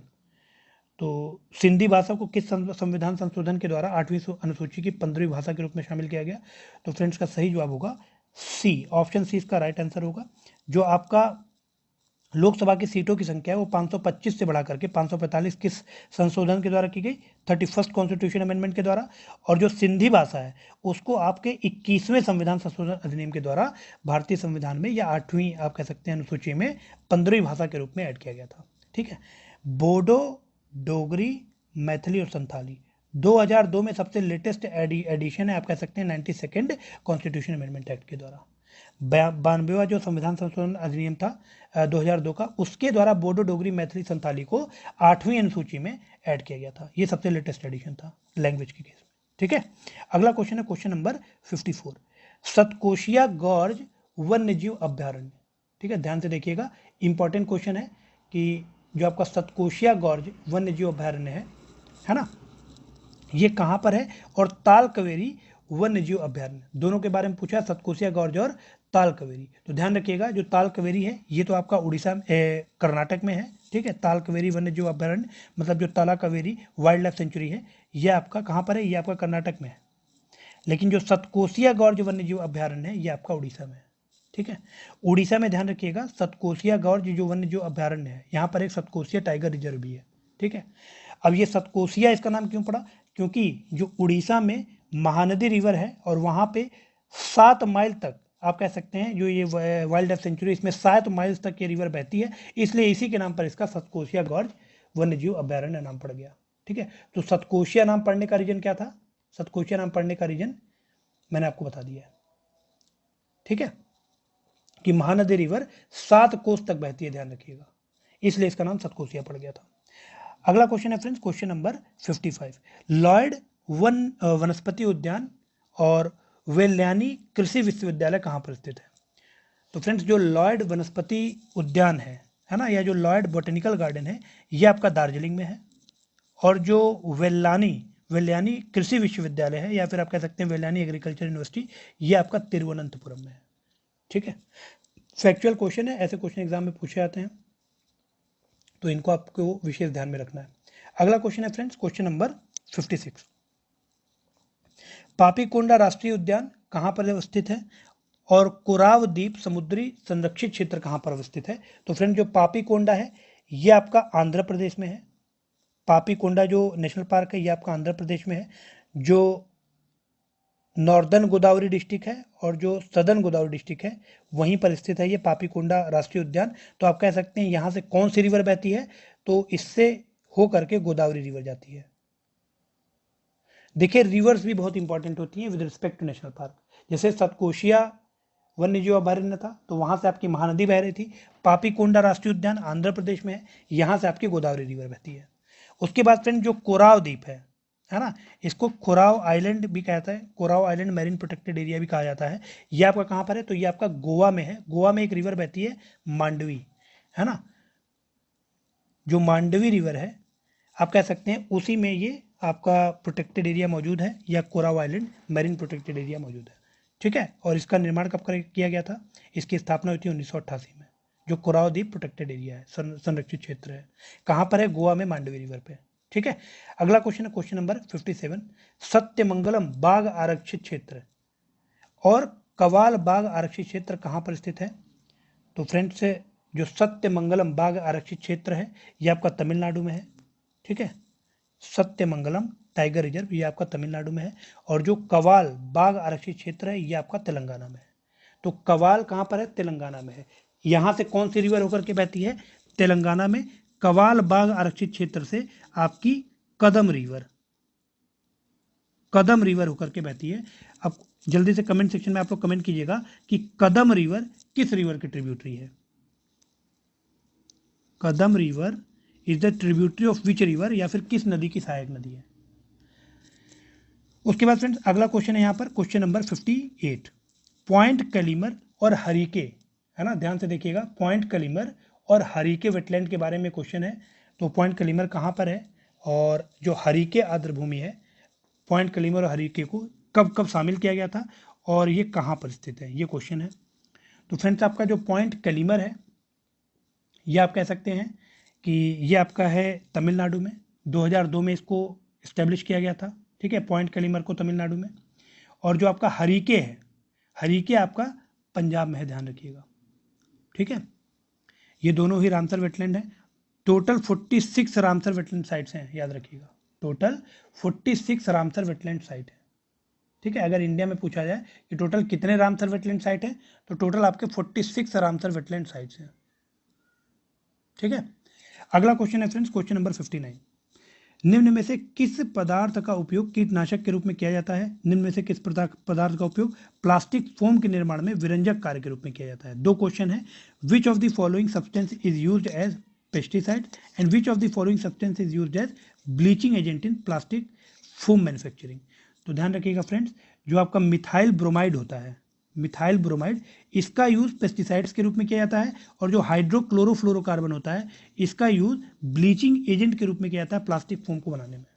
ठीक है, तो साइंस के पॉइंट ऑफ व्यू से बहुत इंपॉर्टेंट क्वेश्चन है, और इसको आप लोग एज इट इज याद कर लीजिएगा। ठीक है, उसके बाद फ्रेंड्स एक और इम्पॉर्टेंट चीज़ है, इसमें आप लोग ध्यान रखिएगा कि ये जो आपका हरीके है ना, हरीके तो मैंने आपको बताया कि पंजाब में है, ठीक है। उसके बाद एक और है हुकेरा। हुकेरा वेटलैंड अगर पूछा जाए तो हरीके और हुकेरा में कभी कंफ्यूज मत होइएगा। जो हुकेरा है ये आपका जम्मू एंड कश्मीर में है, ठीक है। जो हुकेरा है, हुकेरा ये आपका जम्मू एंड कश्मीर में है। और इसी में एक और चीज़ ऐड ऑन कर लीजिएगा कि 2021 में लेटेस्ट 4 वेटलैंड साइट ऐड किए गए हैं, 2 गुजरात में और 2 हरियाणा में। गुजरात में 2 कौन से ऐड किए गए हैं? गुजरात में एक आपका है थोल, ठीक है, स्पेलिंग में सही से लिख देता हूँ, थोल वेटलैंड या थोल लेक आप कह सकते हैं, थोल लेक, ये एक आपका गुजरात में है। और दूसरा है वाधवाना, वाधवाना वेटलैंड, ठीक है। तो ये दोनों गुजरात में 2021 में ऐड किए गए हैं। और जो हरियाणा में 2 ऐड किए गए हैं उनमें एक है सुल्तानपुर नेशनल पार्क, ठीक है, और दूसरा है आपका भिंडवास, नाम याद रखिएगा, भिंडवास, ठीक है, भिंडवास। तो थोल और वधवाना ये गुजरात में 2021 में ऐड किए गए हैं, और सुल्तानपुर और भिंडवास ये आपके 2 हरियाणा में ऐड किए गए हैं, ठीक है। ये 2021 के लेटेस्ट एडिशन है। टोटल वेटलैंड अब कितने हो गए हैं? 46। इसमें फ्रेंड्स मैंने आपको बता दिया है, सी ऑप्शन होगा मिथाइल ब्रोमाइड और हाइड्रोक्लोरोफ्लोरोकार्बन। अगला क्वेश्चन है माउस क्या है और नेटवर्कों का नेटवर्क किसे कहा जाता है? तो फ्रेंड्स माउस के द्वारा हम क्या करते हैं? इनपुट देते हैं, तो ये एक इनपुट उपकरण है। और नेटवर्कों का नेटवर्क आपको इंटरनेट को कहा जाता है ना। Internet is nothing but network of networks. Computer का जनक किसे कहा जाता है? Father of computer. और बोला गया है कि द्वितीय विश्व युद्ध के दौरान एक इलेक्ट्रॉनिक डिजिटल कंप्यूटर को किस देश ने डिजाइन किया था? Which country has designed an electronic digital computer during world war second? तो फ्रेंड्स कंप्यूटर का जनक या फिर father of computer Charles Babbage हैं, और सेकेंड वर्ल्ड वॉर के दौरान इलेक्ट्रॉनिक डिजिटल कंप्यूटर का यूज ब्रिटेन ने किया था, ध्यान रखिएगा, ठीक है। अगला क्वेश्चन है क्वेश्चन नंबर 62। निम्न में से किस तकनीक का प्रयोग इंटरनेट सिस्टम द्वारा किया जाता है? MS DOS का विमोचन सबसे पहले किस वर्ष किया गया? तो फ्रेंड्स जो आपका इंटरनेट सिस्टम में ट्री टोपोलॉजी होती है उसका यूज किया जाता है, ध्यान रखिएगा। जो ट्री टोपोलॉजी होती है ना, 62 का आंसर होगा, 62 का आंसर आपका सी। ट्री टोपोलॉजी का मतलब क्या है? ऑफिस के अंदर सारे कंप्यूटर एक दूसरे से कनेक्टेड होते हैं, है ना, तो ये ट्री टोपोलॉजी होती है। इस ट्री टोपोलॉजी पे ऑफिस काम चलता है, ऑफिस नेटवर्क का। और जो MS DOS है ये एक ऑपरेटिंग सिस्टम है, इसे 1981 में विमोचित किया गया था। आप कह सकते हैं कि 1981 में जो आपका MS DOS था एक ऑपरेटिंग सिस्टम है जिसको रिलीज किया गया था, ठीक है। उसके बाद फ्रेंड्स अगला क्वेश्चन है लेयर्स के बारे में। एक्चुअली में ये जो लेयर्स हैं ये OSI मॉडल्स के हैं। OSI क्या होता है? Open system interconnection. OSI model इसको बोला जाता है open system inter connection. Open system inter connection model में टोटल 7 लेयर होते हैं, ध्यान रखिएगा। वो 7 लेयर कौन से हैं? सबसे पहला होता है आपका फिजिकल, दूसरा लेयर होता है डाटा लिंक, तीसरा लेयर होता है आपका नेटवर्किंग, चौथा लेयर होता है आपका ट्रांसपोर्ट, पांचवा होता है सेशन, छठा लेयर होता है आपका प्रेजेंटेशन, और जो 7वां लेयर होता है ना, जिसको इंड यूजर लेयर भी कहा जाता है, ये आपका है एप्लीकेशन। एप्लीकेशन आपका इंड यूजर लेयर होता है, ठीक है। उसी तरह जो छठा लेयर है इसको सिंटेक्स लेयर कहते हैं, ध्यान रखिएगा। सिंटेक्स लेयर कंप्यूटर आपके सिलेबस में अलग से है, लिखा हुआ है, तो इसलिए और परीक्षा का स्तर उच्च रखा जाएगा, ये भी आयोग ने लिखा है, तो आपको इन सब क्वेश्चंस के लिए रेडी होना पड़ेगा। तो आपसे क्वेश्चन पूछा गया था कि जो फिजिकल लेयर और नेटवर्क लेयर के बीच में कौन सी लेयर पाई जाती है? सबसे पहला फिजिकल लेयर है और तीसरा नेटवर्क लेयर है, तो इसके बीच में डाटा लिंक लेयर है, ध्यान रखिएगा, है ना। डाटा लिंक लेयर में आपका इथरनेट वगैरह आता है, स्विच, ब्रिज, इथरनेट, ये डाटा लिंक लेयर है। नेटवर्क लेयर में क्या आएगा? जो आपका IP एड्रेस होता है, IGMP होता है, ICMP होता है। उसी तरह फिजिकल लेयर में आपका फाइबर, वायरलेस, हब्स, रिपीटर्स, ये सारे चीज़ें आती है। तो नेटवर्क और फिजिकल के बीच में आपका डाटा लिंक लेयर होता है, ये आपका ओपन सिस्टम इंटर कनेक्शन, ठीक है। ओपन सिस्टम इंटर कनेक्शन के 7 लेयर्स हैं। तो इसका सही जवाब क्या हो जाएगा? इसका सही जवाब हो जाएगा डाटा लिंक लेयर, ठीक है, डाटा लिंक लेयर। अब इसी में एक और क्वेश्चन था कि गूगल की निःशुल्क सार्वजनिक वाईफाई सेवा प्रदान करने वाला प्रथम रेलवे स्टेशन कौन सा है? तो ये आपका मुंबई रेलवे स्टेशन है। फैक्चुअल क्वेश्चन है, याद रखिएगा। क्वेश्चन नंबर 64, भारतीय सुपर कंप्यूटर का नाम क्या है ना? भारतीय सुपर कंप्यूटर का नाम है परम, इसको पुणे में डेवलप किया गया है। और एक क्वेश्चन मैं आप लोग से पूछ रहा हूँ कि करंट में जो सुपर कंप्यूटर है इस वक्त, है ना, उसका नाम कोई बताएगा? पूरे विश्व का जो फास्टेस्ट सुपर कंप्यूटर है उसका नाम क्या है? तो आप लोग कमेंट सेक्शन में जरूर इसको कमेंट कीजिएगा। मैं हिंट कर दे रहा हूं कि जो फास्टेस्ट सुपर कंप्यूटर है वो जापान का है। ठीक है, अभी हाल ही में जापान ने फास्टेस्ट सुपर कंप्यूटर बनाया है और उसका नाम एफ से है, ध्यान रखिएगा। ठीक है, जापान ने हाल ही में फास्टेस्ट सुपर कंप्यूटर बनाया है, नाम एफ से है। कमेंट सेक्शन में कमेंट जरूर कीजिएगा आप लोग। ठीक है, ये भी क्वेश्चन इंपॉर्टेंट है। अगला क्वेश्चन है क्वेश्चन नंबर 65, एक टेराफ्लॉप और एक जेफ्टाफ्लॉप में कितनी संक्रियाएं प्रति सेकंड होती हैं? How many operations per second do a teraflop and a zettaflop? तो फ्रेंड्स, जो टेराफ्लॉप होता है वो 10⁶ में जाता है। ठीक है, जो टेराफ्लॉप होता है टी फॉर टेरा और 10⁶, सॉरी, जो टेराफ्लॉप होता है ये आपका 10⁻12 में चला जाता है। ठीक है, और जो जेफ्टाफ्लॉप होता है ये आपका 10⁻21 में चला जाता है। टेराफ्लॉप आपका 10⁻12 और जेफ्टाफ्लॉप आपका 10⁻21। ठीक है, उसके बाद है आपका क्वेश्चन नंबर 66। क्वेश्चन नंबर 66 है उत्तर प्रदेश के राजकीय पुष्प और राजकीय वृक्ष का नाम बताइए। तो फ्रेंड्स, उत्तर प्रदेश का राजकीय पुष्प क्या है? पलाश। और राजकीय वृक्ष क्या है? अशोक का पेड़।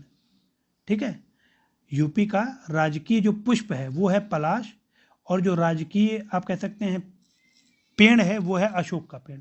अब यूपी के बारे में कुछ और इंपॉर्टेंट इन्फॉर्मेशन अगर देखी जाए तो ऑफिशियल लैंग्वेज क्या है? ऑफिशियल लैंग्वेज है आपका हिंदी।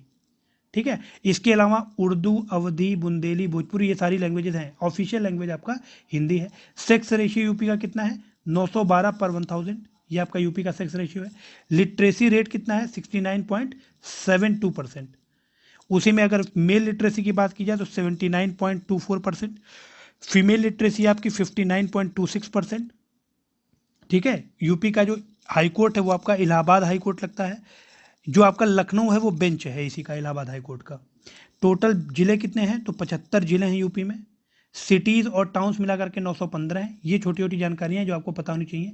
एक जो बहुत इंपॉर्टेंट जानकारी है कि एमपी लोकसभा, है ना, या आप कह सकते हैं लोकसभा में जो मेंबर ऑफ पार्लियामेंट है उनकी यूपी से कितनी सीट आती हैं? तो 80 सीट आती हैं। राज्यसभा में आपकी यही 31 सीट आ जाती है। विधानसभा में 404 सीटें हैं। और विधान परिषद में कितनी हैं? तो 100 सीटें हैं। लेजिस्लेटिव काउंसिल में, लेजिस्लेटिव असेंबली में 404 और लेजिस्लेटिव काउंसिल में 100 पर, है ना। स्टेट एनिमल 12 सिंघा, ध्यान रखिएगा। और स्टेट बर्ड आपका सॉरस क्रेन। ठीक है, जो सॉरस क्रेन है वो आपका स्टेट बर्ड हो जाता है। तो इतनी जानकारी आई होप कि सफिशिएंट है अभी के लिए। इसके बाद फ्रेंड्स अगला क्वेश्चन है, तो इसका आंसर क्या हो जाएगा? बी, है ना, पलाश और अशोक का पेड़। इसके बाद है क्वेश्चन नंबर 67, उत्तर प्रदेश के सबसे पूर्वी जिले और सबसे दक्षिणी जिले का नाम बताइए। तो फ्रेंड्स, सबसे पूर्वी जिला है इसका बलिया, सबसे दक्षिणी है सोनभद्र, सबसे उत्तरी जिला है सहारनपुर, ध्यान रखिएगा। ठीक है, उसके बाद है क्वेश्चन नंबर 68, उत्तर प्रदेश राज्य सूचना आयोग का गठन कब किया गया? उत्तर प्रदेश मानवाधिकार आयोग का गठन कब किया गया? 2 क्वेश्चन है। तो राज्य सूचना आयोग का गठन किया गया था 14 सितंबर 2005 में, और जो मानवाधिकार आयोग है उसका गठन हुआ था 7 अक्टूबर 2002 में। तो ऑप्शन क्या हो जाएगा? A option. फैक्चुअल क्वेश्चन है, याद रखिएगा। ठीक है, इसके बाद अगला क्वेश्चन है friend, question number 69, Uttar Pradesh के किन जिलों में अफीम की खेती मुख्य रूप से की जाती है? तो बाराबंकी में और गाजीपुर में। यहाँ पर अफीम की खेती मुख्य रूप से की जाती है, और आंवला का सर्वश्रेष्ठ उत्पादक है आपका प्रतापगढ़। ठीक है, अगला क्वेश्चन है क्वेश्चन नंबर 70, निम्न में से कौन सा विकल्प सही नहीं है? हमीरपुर बेतवा नदी के किनारे स्थित है, बिल्कुल सही है। बागपत आपका यमुना नदी के किनारे है। सुल्तानपुर सई रिवर के किनारे है।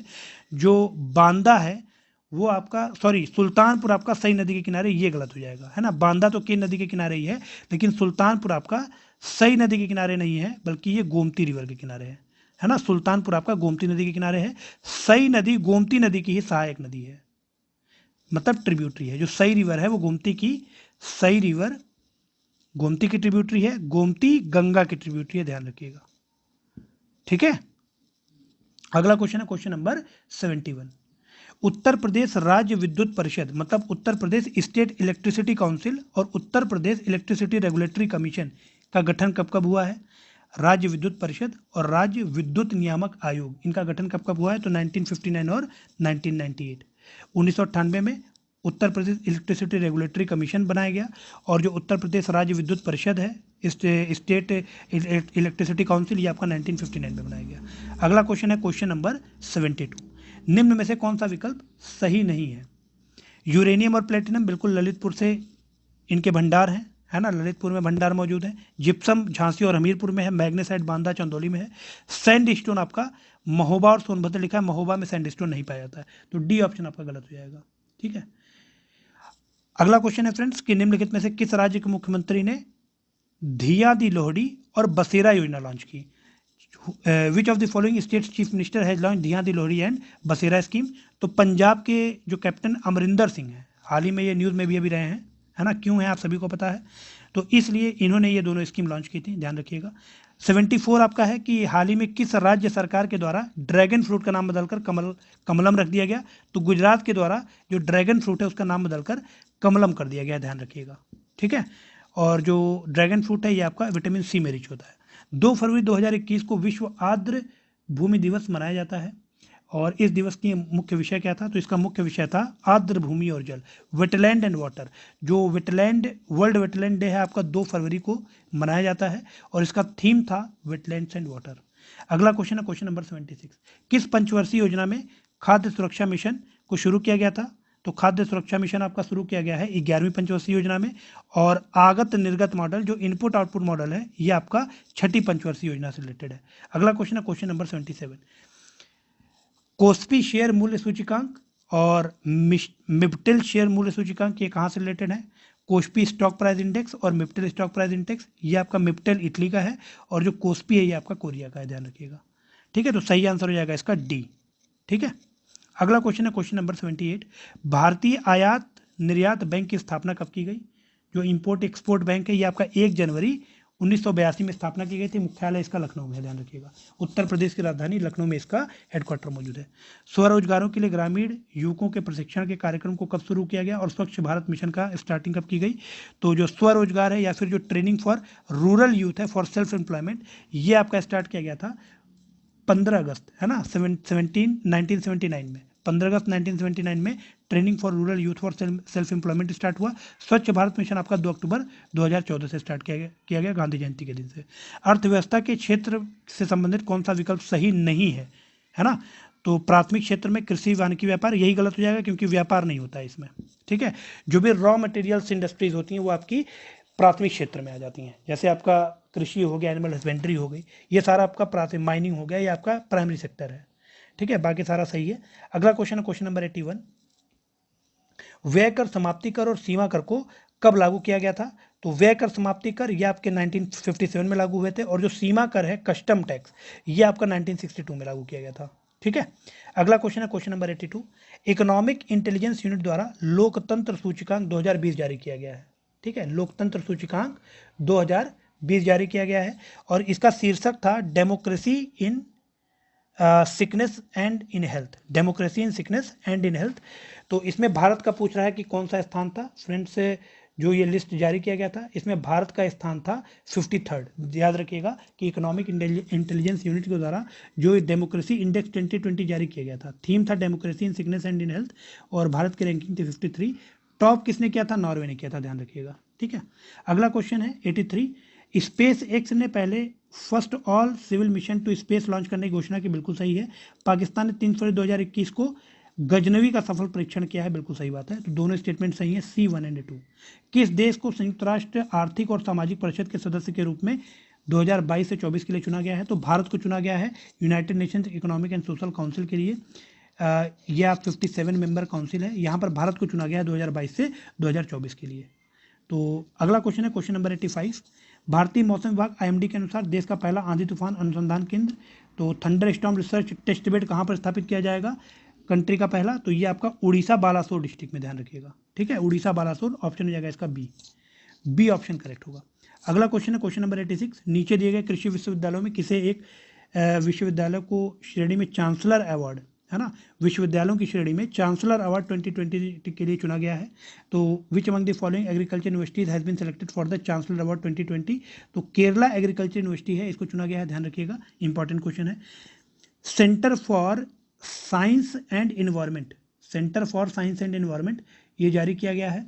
और 17 SDG पर ये जारी किया गया है, जिसमें state of environment in India report जारी की गई 2021 की। भारत को 193 देशों में कौन सा स्थान प्राप्त हुआ है? तो भारत का स्थान 117वां है, ध्यान रखिएगा, है ना। जो state of environment in India report है 2021, इसमें भारत का 117वां स्थान है, ठीक है। अगला क्वेश्चन है क्वेश्चन नंबर 88। किस राज्य में केंद्र सरकार ने 5वें बाघ अभ्यारण्य स्थापित करने की मंजूरी दी है? तो 5वां बाघ अभ्यारण्य स्थापित करने की मंजूरी तमिलनाडु को मिली है, ध्यान रखिएगा। यह अब भारत का 51वां बाघ अभ्यारण्य या टाइगर रिजर्व होगा। 51st टाइगर रिजर्व तमिलनाडु में बनाया जाएगा, ठीक है। यहाँ पर फ्रेंड्स अगला क्वेश्चन है 89, बहुत इंपॉर्टेंट है। स्मार्ट इंडिया सिटीज अवार्ड प्रतियोगिता 2020 के अनुसार देश के किस राज्य ने प्रथम स्थान प्राप्त किया है? According to the Indian smart city award competition 2020, which state of the country has secured first position? Uttar Pradesh का पहला स्थान है, ठीक है। ए ऑप्शन करेक्ट है, इसका ए ऑप्शन करेक्ट है। अगला क्वेश्चन है क्वेश्चन नंबर 90। हाल ही में किस देश ने हनी मिशन को बढ़ावा देने के लिए मधु क्रांति है ये, ठीक है, मधु क्रांति, इसको सही कर लीजिएगा, ये मधु क्रांति नहीं है, मधु क्रांति है, ठीक है। मधु क्रांति पोर्टल और नाफेड के हनी कॉर्नर लॉन्च किए हैं। तो फ्रेंड्स नरेंद्र सिंह तोमर जी, जो यूनियन एग्रीकल्चर मिनिस्टर हैं आपके, नरेंद्र सिंह तोमर, इनके द्वारा लॉन्च किया गया है। अगला क्वेश्चन है क्वेश्चन नंबर 91। मई 2021 में किस भारतीय बॉलीवुड अभिनेता को संयुक्त अरब अमीरात UAE ने गोल्डन वीजा प्रदान किया है? तो संजय दत्त को गोल्डन वीजा प्रदान किया गया है। 92 है आपका दुनिया की सबसे बड़ी सौर ऊर्जा कंपनी लॉन्गली ग्रीन एनर्जी टेक्नोलॉजी, ये आपकी चाइना की है। लॉन्गली ग्रीन एनर्जी टेक्नोलॉजी ये आपकी चाइना की है, world largest solar energy company है, ध्यान रखिएगा। हाल ही में किस देश ने दुनिया के पहले ऊर्जा द्वीप के निर्माण के लिए एक परियोजना को मंजूरी दी है? तो दुनिया के पहले ऊर्जा द्वीप का निर्माण कौन करवा रहा है? तो ध्यान रखिएगा ये डेनमार्क है, ठीक है। डेनमार्क के द्वारा विश्व का पहला एनर्जी आइलैंड बनाया जा रहा है, ठीक है। उसके बाद है 94। किस IIT के प्रोफेसर ने एक शोध सहयोगी ने किस IIT के प्रोफेसर और एक शोध सहयोगी ने दृष्टिबाधित लोगों के लिए सही समय ज्ञात करने के लिए नॉवल स्पर्श संवेदनशील घड़ी विकसित की है? Which IIT professor has recently developed a novel touch sensitive watch for the use of visually impaired people to sense time accurately? तो IIT कानपुर के हैं ये, ठीक है, ध्यान रखिएगा। IIT कानपुर के एक कह सकते हैं प्रोफेसर और एक शोध सहयोगी ने ये ऐसी वॉच डेवलप की है ना, ब्लाइंड लोगों के लिए बेसिकली डेवलप की गई है। अगला क्वेश्चन है 95। किस राज्य केंद्र शासित प्रदेश में शिवालिक आर्बोरेटम नामक पहले प्रकार के वनस्पति उद्यान का उद्घाटन किया गया है? शिवालिक आर्बोरेटम ये कहाँ पर बनाया जा रहा है? तो उत्तराखंड नैनीताल, ध्यान रखिएगा, ठीक है, उत्तराखंड नैनीताल में ये बनाया जा रहा है। अगला क्वेश्चन है क्वेश्चन नंबर 96। भारतीय सेना ने 132 साल की सेवा के बाद 31 मार्च को अपने सैन्य फॉर्म मिलिट्री फॉर्म को बंद कर दिया है। तो भारत में पहला सैन्य फॉर्म कब और कहाँ बनाया गया? तो भारत में पहला सैन्य फॉर्म 1 फरवरी 1889 को इलाहाबाद में बनाया गया था, ठीक है। अगला क्वेश्चन है क्वेश्चन नंबर 97। 26 मार्च 2021 को किसने दक्षिण कोरियाई रक्षा मंत्री सू वूक के साथ मिलकर दिल्ली कैंट में Indo Korean bilateral friendship park का उद्घाटन किया? तो Indo Korean bilateral friendship park का उद्घाटन सू वूक दक्षिण कोरिया से आए थे और यहाँ से हमारे यहाँ से राजनाथ सिंह जी थे, ठीक है। तो इसका सही जवाब हो जाएगा सी, राजनाथ सिंह। अब इसमें थोड़ा ऑप्शन ऊपर नीचे लिखा हुआ है ABC, इसमें आपका ये होगा, ठीक है, राजनाथ सिंह। अगला क्वेश्चन है क्वेश्चन नंबर 98। भारत की पहली CAR-T cell CRT cell chimeric antigen receptor T cell, अच्छा CAR-T सेल का आप कह सकते हैं फुल फॉर्म है, थेरेपी को मुंबई के टाटा अस्पताल में कब संपन्न किया गया? तो बहुत फैक्चुअल क्वेश्चन है ये, UP PCS के अकॉर्डिंग बहुत इंपॉर्टेंट भी है, क्योंकि ऐसे क्वेश्चन पूछे जाते हैं। 4 जून 2021, ठीक है, डेट याद कर लीजिएगा।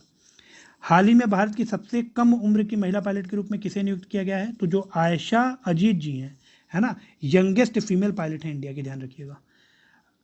100 क्वेश्चन है हमारा कि निम्नलिखित में कौन से कथन सही है? 12 जून 2021 को वित्त मंत्री निर्मला सीतारमण जी ने वस्तु एवं सेवा कर GST परिषद की 44वीं बैठक की अध्यक्षता की, बिल्कुल सही।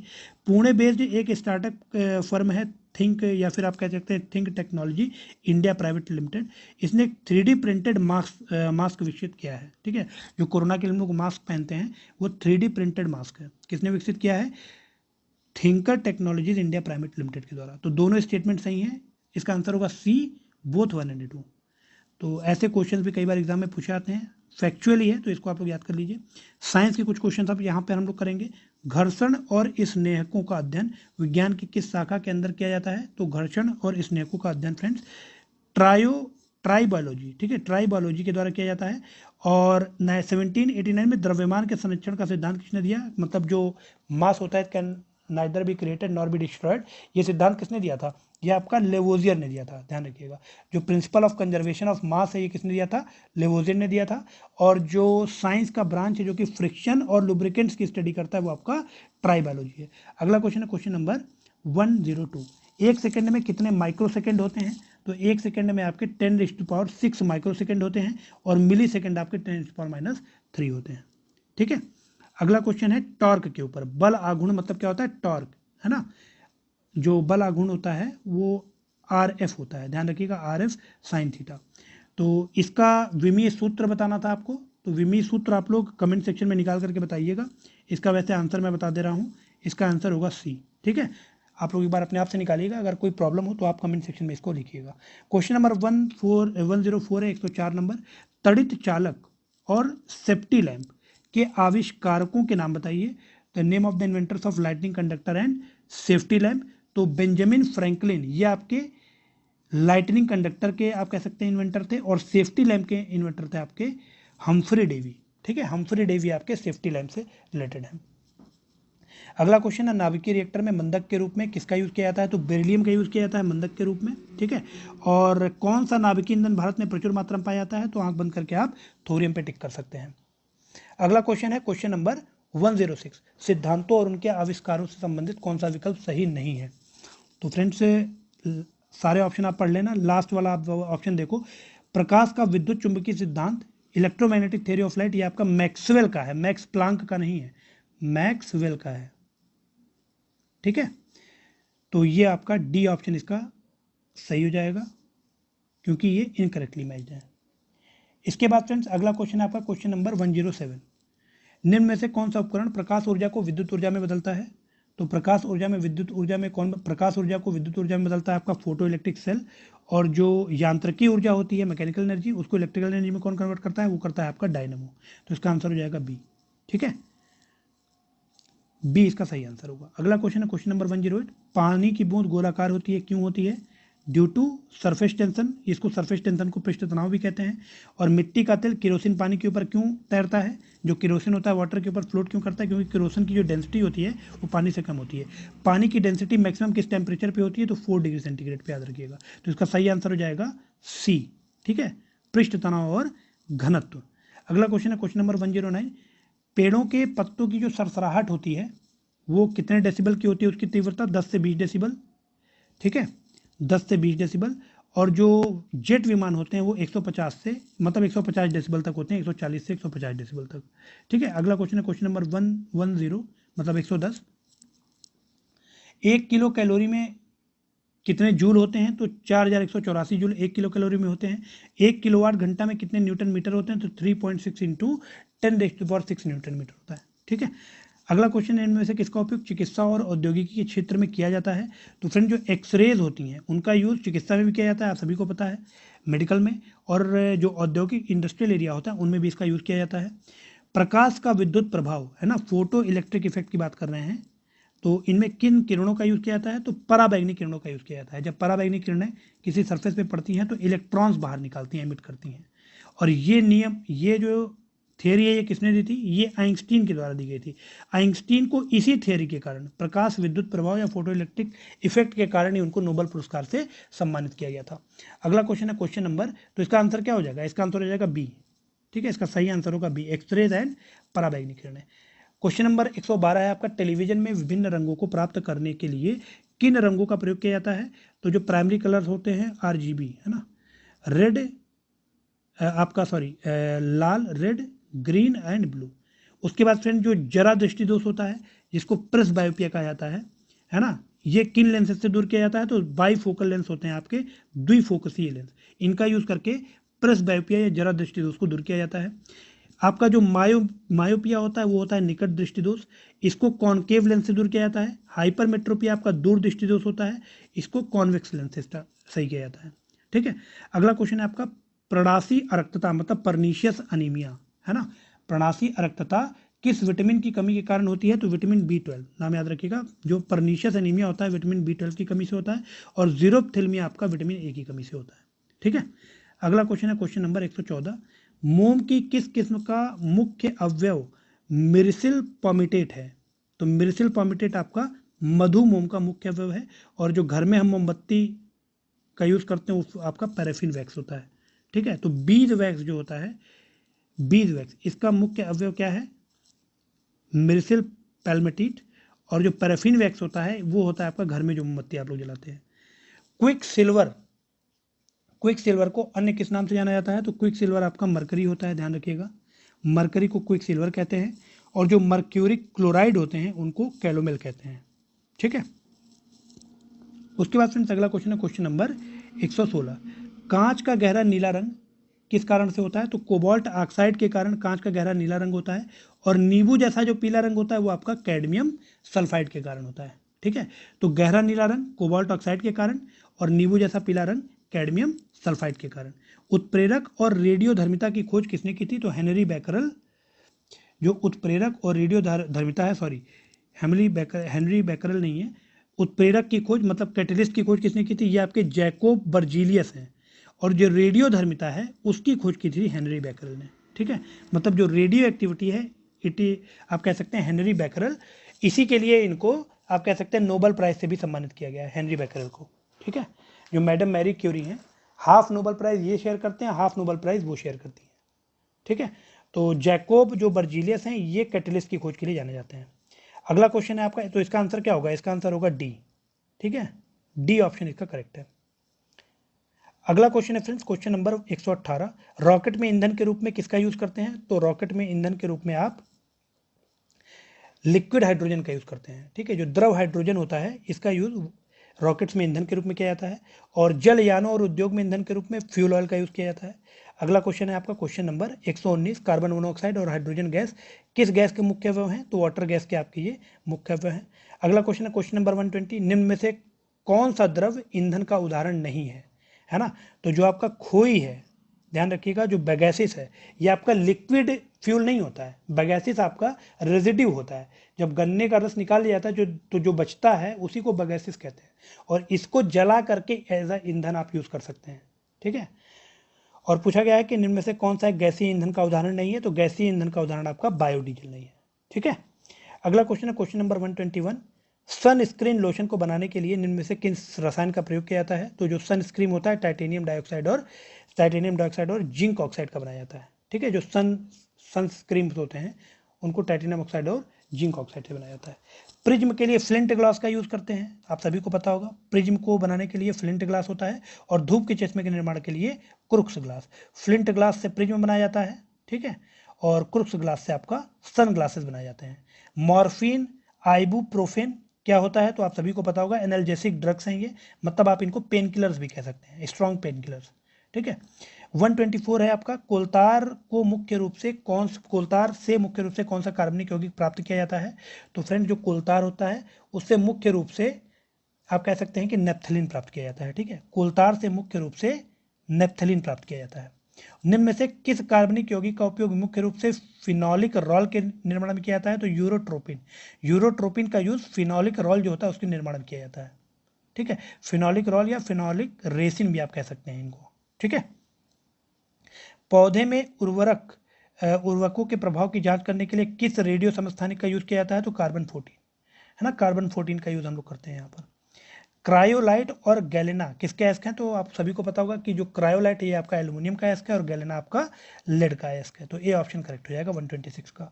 अगला क्वेश्चन है क्वेश्चन नंबर 127, बेकिंग पाउडर और उर्वरक बनाने के लिए किसका यूज किया जाता है? तो बेकिंग पाउडर में टार्टरिक एसिड यूज होता है, और जो फर्टिलाइजर्स होते हैं उनमें नाइट्रिक एसिड का यूज होता है। ठीक है, बेकिंग पाउडर में आपका टार्टरिक एसिड यूज होता है, और जो फर्टिलाइजर्स होते हैं उनमें नाइट्रिक एसिड का यूज होता है। अगला क्वेश्चन है फ्रेंड्स क्वेश्चन नंबर 128, जीवन के नियमों का अध्ययन जीव विज्ञान की किस शाखा में किया जाता है? Under which branch of biology are the laws of life studies? तो ये आपका बायोनॉमी होता है। और which branch of biology are the mountain study? तो ओरोलॉजी। आपको पता है ना, माउंटेन पे जो रेनफॉल होती है उसको ओरोग्राफिक रेनफॉल कहते हैं, है ना, तो ओरो मतलब माउंटेन्स होता है। ठीक है, अगला क्वेश्चन है क्वेश्चन नंबर 129, बीएमडी जांच और ईओई जांच। तो बीएमडी जांच आपका बोन डेंसिटी चेक करने के लिए बेसिकली होता है, अस्थियों के लिए, और जो ईओजी जांच होता है ये आपका ईयर के लिए होता है, सॉरी आईज के लिए होता है। ठीक है, आंख को टेस्ट करने के लिए ईओजी जांच किया जाता है। गोल्डन फाइबर क्रांति और सिल्वर फाइबर क्रांति किससे एसोसिएटेड है? तो फ्रेंड्स गोल्डन फाइबर क्रांति आपकी जूट से एसोसिएटेड है और सिल्वर फाइबर क्रांति आपकी आप कह सकते हैं कॉटन या कपास से एसोसिएटेड है। ठीक है, तो कॉटन प्रोडक्शन से आपका सिल्वर हो गया और जूट प्रोडक्शन आपका गोल्डन हो गया। इसके बाद है 131 गिल रॉट रोग किस में होता है? तो गिल से ही आप क्लियर हो रहा होगा, मछली में, मछलियों के गिल्स होती है, तो गिल रॉट जो बीमारी होती है ये आपकी मछलियों में होती है। और जो ब्लैक कार्टर डिजीज होती है ये आप कह सकते हैं शीप एंड बुफेलो में होती है, शीप एंड बुफेलो में, सॉरी काउ एंड बुफेलो में, है ना। जो ब्लैक रॉट होती है वो आपकी काउ एंड बुफेलो में होती है। डी ऑप्शन करेक्ट होगा। एक्चुअली क्या होता है, मांसपेशियों में स्वेलिंग आ जाती है, जो काऊ और बुफेलो होते हैं उनके मांसपेशियों में स्वेलिंग आ जाती है। बाकी गिल रॉट आपका फिश में होता है। ठीक है, अगला क्वेश्चन है क्वेश्चन नंबर 132। 132 है मटर में मार्स स्पॉट रोग किस तत्व की कमी के कारण होता है? तो मार्स स्पॉट रोग आपका मैग्नीज की कमी के कारण होता है। ठीक है, और जो आपका चुकंदर में हार्ट रॉट रोग होता है ये आपका बोरान की कमी के कारण होता है। ठीक है, चुकंदर को बीटरूट भी कहा जाता है, इंग्लिश में इसको बीटरूट कहते हैं, ध्यान रखिएगा। तो बीटरूट में जो हार्ट रेट रोग होता है, हार्ट रेट डिजीज, वो होता है किसकी कमी के कारण? बोरान की कमी के कारण। और जो आपका मटर होता है ना, उसमें मार्स स्पॉट डिजीज किसके कारण होता है? Due to deficiency of manganese. अगला क्वेश्चन है फ्रेंड्स क्वेश्चन नंबर 133। आलू और टमाटर जो सब्जियां हैं, वेजिटेबल्स हैं, वो किस कुल से संबंधित हैं? तो जो सोलेनाceae फैमिली है वहां से आपके आलू और टमाटर रिलेटेड है। क्वेश्चन नंबर 134 है आपका कि पौधे में क्लोरोफिल के संश्लेषण के लिए कौन सा पोषक तत्व तो आवश्यक नहीं होता है? तो क्लोरोफिल के संश्लेषण के लिए फ्रेंड्स आयरन एंड बोरान की आवश्यकता, कौन सा पोषक तत्व तो आवश्यक होता है ना। क्लोरोफिल का जो संश्लेषण होता है, सिंथेसिस ऑफ क्लोरोफिल, उसमें आयरन एंड बोरान जो होता है वो आवश्यक होता है। और पूछा गया है कि कौन सा पोषक तत्व, तो मतलब फ्रेंड्स जो क्लोरोफिल का सिंथेसिस होता है उसके लिए बेसिकली आयरन इंपॉर्टेंट होता है। और जो दूसरा क्वेश्चन है कि पोषक तत्व प्रोटीन सिंथेसिस में मदद करता है पौधों में, तो प्रोटीन सिंथेसिस में आपका बोरान जो होता है वो आवश्यक होता है। मतलब क्लोरोफिल सिंथेसिस जो होता है ये आपका आयरन की मदद से होता है और जो प्रोटीन सिंथेसिस होता है ये आपका बोरान की मदद से होता है। ठीक है, 2 क्वेश्चन इसमें इंक्लूडेड थे। एक्चुअली ज़्यादा क्वेश्चन है ना, तो और लगातार मैं इसको करा रहा हूँ तो कभी कभी ह्यूमन एरर हो जाता है बोलने में। ठीक है, तो उसको आप लोग माइंड मत कीजिएगा, आंसर मैं आपको एग्जैक्ट सही बता दूंगा यहाँ पे। क्वेश्चन नंबर 135 का इनमें में से कौन सा रोग साल्मोनेला टाइफी जीवाणु, साल्मोनेला टाइफी जीवाणु से क्या होता है? तो टाइफी मतलब टाइफाइड। ठीक है, तो टाइफाइड जो आंत्रज्वर होता है, और मोरबेली विषाणु जो होता है ये आपका मिसेल्स के कारण मिसेल्स के लिए उत्तरदायी होता है। खसरा, तो जो खसरा मिसेल्स है ये आपका वायरल डिजीज है, और जो टाइफाइड है ये आपका बैक्टीरियल डिजीज है। मतलब इसको भी आप दिमाग में रखिएगा कि जो साल्मोनेला टाइफी है ये बैक्टीरिया है, ये टाइफाइड के लिए उत्तरदायी होता है। और जो आपका मोरबेली विषाणु है ये आपका एक वायरस है जो कि खसरा या मिसेल्स के लिए आप कह सकते हैं रिस्पॉन्सिबल होता है। किस हार्मोन को लड़ो या उड़ो हार्मोन के नाम से जाना जाता है ना। फाइट और फ्लाइट हार्मोन कौन सा होता है? तो एड्रेलिन, जो एड्रेलिन होता है फाइट या फ्लाइट हार्मोन के नाम से जाना जाता है। और मानव के शरीर का दूसरी सबसे बड़ी ग्रंथि कौन सी है? सेकंड लार्जेस्ट ग्लैंड कौन सा है? तो पैंक्रियाज आपका सेकंड लार्जेस्ट है। तो अगर लार्जेस्ट पूछा जाए लार्जेस्ट कौन सा है, तो लीवर आपका लार्जेस्ट है। ठीक है, सबसे लार्जेस्ट है आपका लीवर, सेकंड लार्जेस्ट है आपका पैंक्रियाज। उसके बाद है सेब का लाल रंग एंथोसाइनिन के कारण होता है। और पूछा जा रहा है कि पीला रंग जो हल्दी का होता है, टर्मरिक का पीला रंग या येलो कलर, वो किसके कारण होता है? तो वो आपका जेंथोफिल के कारण होता है। तो एप्पल का जो लाल रंग होता है, रेड कलर, वो एंथोसाइनिन के कारण होता है, और जो टर्मरिक का पीला रंग है वो आपका जेंथोफिल के कारण होता है। ठीक है, अगला क्वेश्चन है क्वेश्चन नंबर 138। कृत्रिम वर्षा के लिए किस रसायन का प्रयोग किया जाता है? तो कृत्रिम वर्षा के लिए फ्रेंड्स आप सभी को पता है कि सिल्वर आयोडाइड का यूज किया जाता है। और जो रेड पॉइजन होता है उसमें आपका जिंक फॉस्फाइड होता है। ठीक है, रेड पॉइजन में जिंक फॉस्फाइड होता है। और जो आर्टिफिशियल रेन होता है उसमें सिल्वर आयोडाइड का इस्तेमाल किया जाता है। उसके बाद मैथ स्टार्ट है, तो थोड़े क्वेश्चन मैं आपको जल्दी जल्दी बता दे रहा हूँ। 5% वार्षिक दर ये सब दिया हुआ है। साधारण ब्याज का फॉर्मूला क्या होता है? PTR/100। लगा दीजिए, आंसर आ जाएगा आपका। किसी वस्तु का लागत मूल्य उसके विक्रय मूल्य के 50% है। विक्रय मूल्य 100 मान लीजिए, लागत मूल्य हो जाएगा 75। तो 75/175 गुणे 100 कर लेंगे, आंसर आ जाएगा 33.33। एक वृत्त की त्रिज्या और दूसरे वृत्त की त्रिज्या की 1/4 दी हुई है, R1:R2 1:4 दिया हुआ है, क्षेत्रफल पाई आर स्क्वायर का फॉर्मूला लगा दिया, आंसर आ जाएगा। ये क्वेश्चन आप लोग आराम से कर लेंगे, ये भी आराम से कर लेंगे, ठीक है। रमेश ने अपना कंप्यूटर 25% हानि पर बेच दिया है, इतने अधिक पर बेचता तो इतना लाभ हो जाता।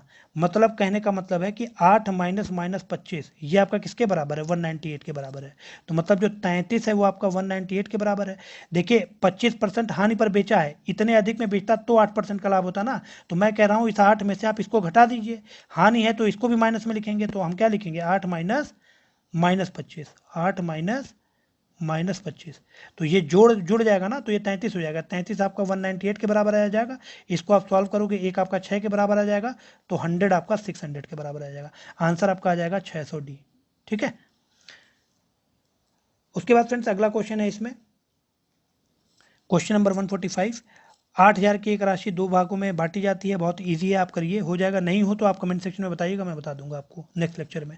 एक आदमी, एक महिला, एक बच्चे किसी काम को 8, 12, 16 दिन में कर लेते हैं। एलसीएम ले लीजिए 48, तो 8 छंग 48, 12 12 चौका 48 और 16 3 48 है ना। तो 6 4 10 3 13, जो 13 है ये 39,000 के बराबर है, तो 3,000 के बराबर आपका 1 आ जाएगा। अब कह रहा है बच्चे के हिस्से में क्या आएगा, बच्चे का हिस्सा 3 के बराबर है, तो 3 9,000 के बराबर आ जाएगा। बच्चे के हिस्से का 2/3 भाग पूछ रहा है, तो 9,000 गुणे 2/3 कर दीजिए, तो ये आ जाएगा आपका 6,000, है ना।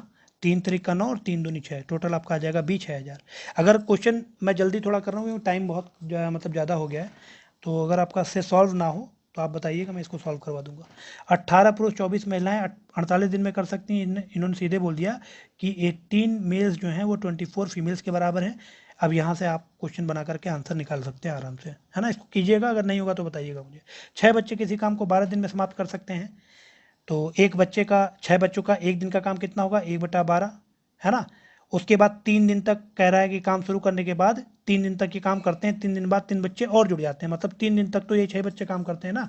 तो 3 दिन तक कितना काम कर लेंगे, 1/4, कितना काम बचा 3/4, 3/4 काम कितने बच्चे कर रहे हैं, 9 बच्चे, पहले के 6 बच्चे और बाद के 3 बच्चे। तो 9 बच्चे 3/4 काम कितने दिन में करेंगे, आराम से निकल जाएगा, है ना। इतना मैंने बता दिया है, आगे आप लोग सॉल्व कीजिएगा, नहीं होगा तो बताइएगा। एक नल ए, बी और सी, है ना, टंकी को क्रम से इतनी देर में भर सकते हैं। तो वही चीज़ है, एलसीएम ले लीजिए 60, तो 20 तिहाई 60, 15 चौका 60, 10 छक्का 60, इनको जोड़ लीजिए। अब इसमें जोड़ना नहीं है, इसमें कहा है कि यदि ए और नल बी 2 मिनट तक भरते हैं और उसके बाद जो तीसरा नल है सी वो खुला जाता है। तो इसमें आप दिमाग लगाइएगा, इसको कीजिएगा आप लोग, अगर नहीं होगा तो आप लोग बताइएगा, ठीक है। मैं हिंट दे रहा हूँ सारे क्वेश्चन का। अगला क्वेश्चन देखिए, 2 साल के लिए 10% चक्रवृद्धि ब्याज निकालना है, तो 5,000 का 10% पहले साल में 500 हो जाएगा, दूसरे साल में 500, और इस 500 पे जो ब्याज लगेगा 550 रुपये, टोटल आ जाएगा 1,050। 1,050 को 5,000 में जोड़ दीजिए, आ जाएगा 6,050, है ना। जो चक्रवृद्धि ब्याज होता है वो ब्याज पे ब्याज होता है, ध्यान रखिएगा। ये तो बहुत ईजी क्वेश्चन है, इसको बताने की आवश्यकता नहीं है, डायरेक्ट फॉर्मूला बेस्ड क्वेश्चन है, ठीक है। उसके बाद है 100 मीटर लंबे एक धागे से पतंग उड़ाता है, ठीक है। 100 मीटर लंबा पतंग हो गया, ये आपका क्षैतिज हो गया, यहाँ से 60 डिग्री का कोण बन गया, ये 100 मीटर है, इसको x मान लीजिए।